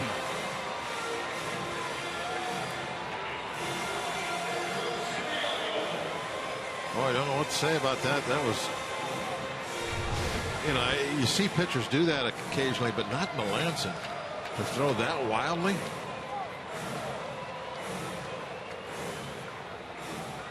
Just get this one over with. Wow. And then forget about it. 4 errors on the Pirates tonight.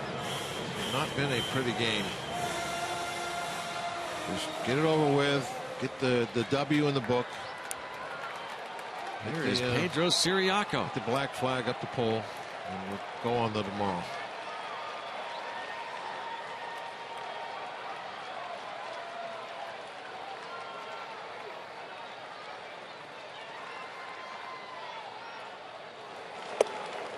Strike one.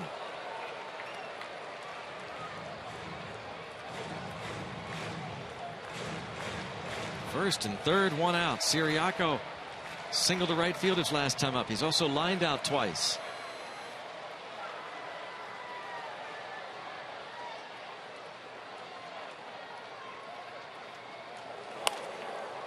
And 0-2 on Pedro Siriaco.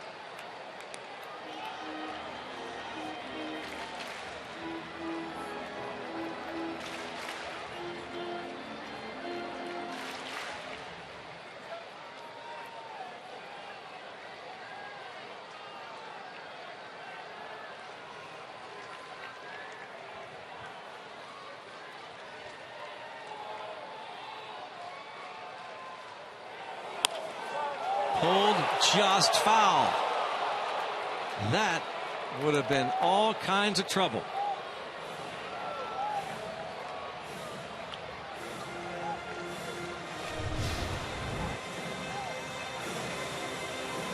Would not have been good for that one to go right over the bag.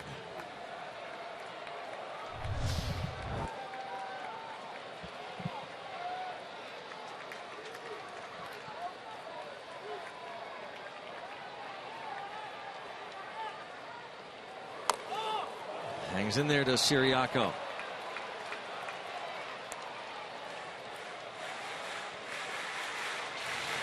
Only 32 at bats for Siriaco. The big league level this season, he has not hit into a double play.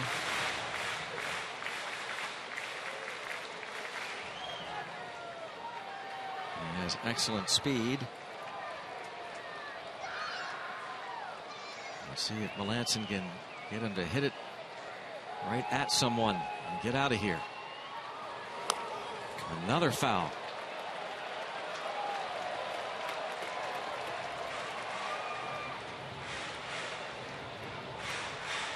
Signed as a minor league free agent. Making his 6th start tonight.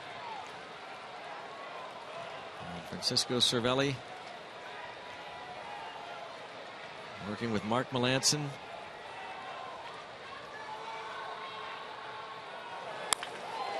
Base hit. It's 10-8.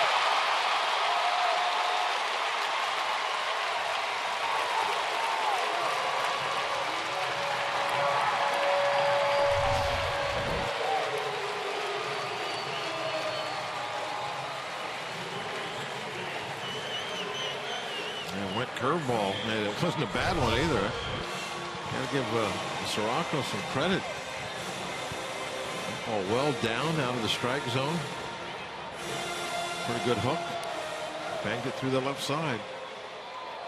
Joey Turdoslavich, easy for me to say, is going to pinch the way hit. I would have pronounced it. Turdoslavich. Joey Turdoslavich. That's how you would have said it. I would have said Joey is pinch hitting. No, he is a switch hitter. Turdoslavich. Yeah, I could say that. So. And the time is called. He was just called up,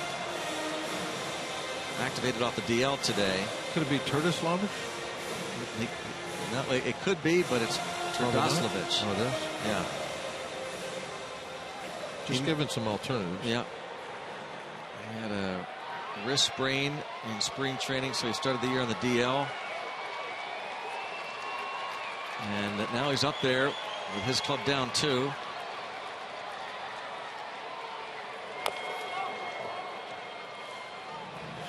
He's had 64 big league games, 89 major league at bats. 1-for-1 versus the Pirates. A career .225 hitter. 9 games last year, 55 games 2 years ago. Outfield very deep all the way around.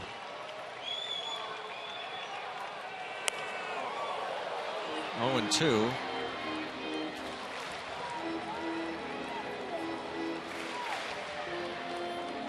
After an easy first out, he gave up the opposite field hit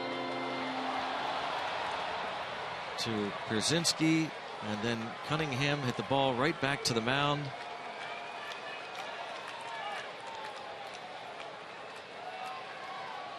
And Melancon threw the ball into center field.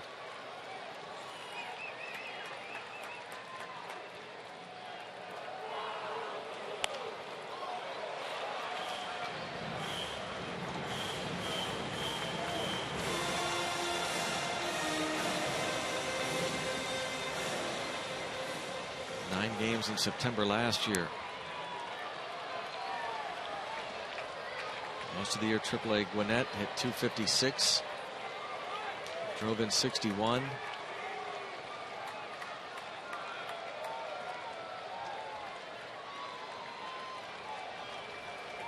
Cameron Maben on deck. And there is 1 and 2, and now you can raise the Jolly Roger. Did you see Melanson back away from that one? He didn't want any part of it. Nothing to do with it. Yep. He ends up with the save. The Pirates, despite 4 errors and some sloppy play.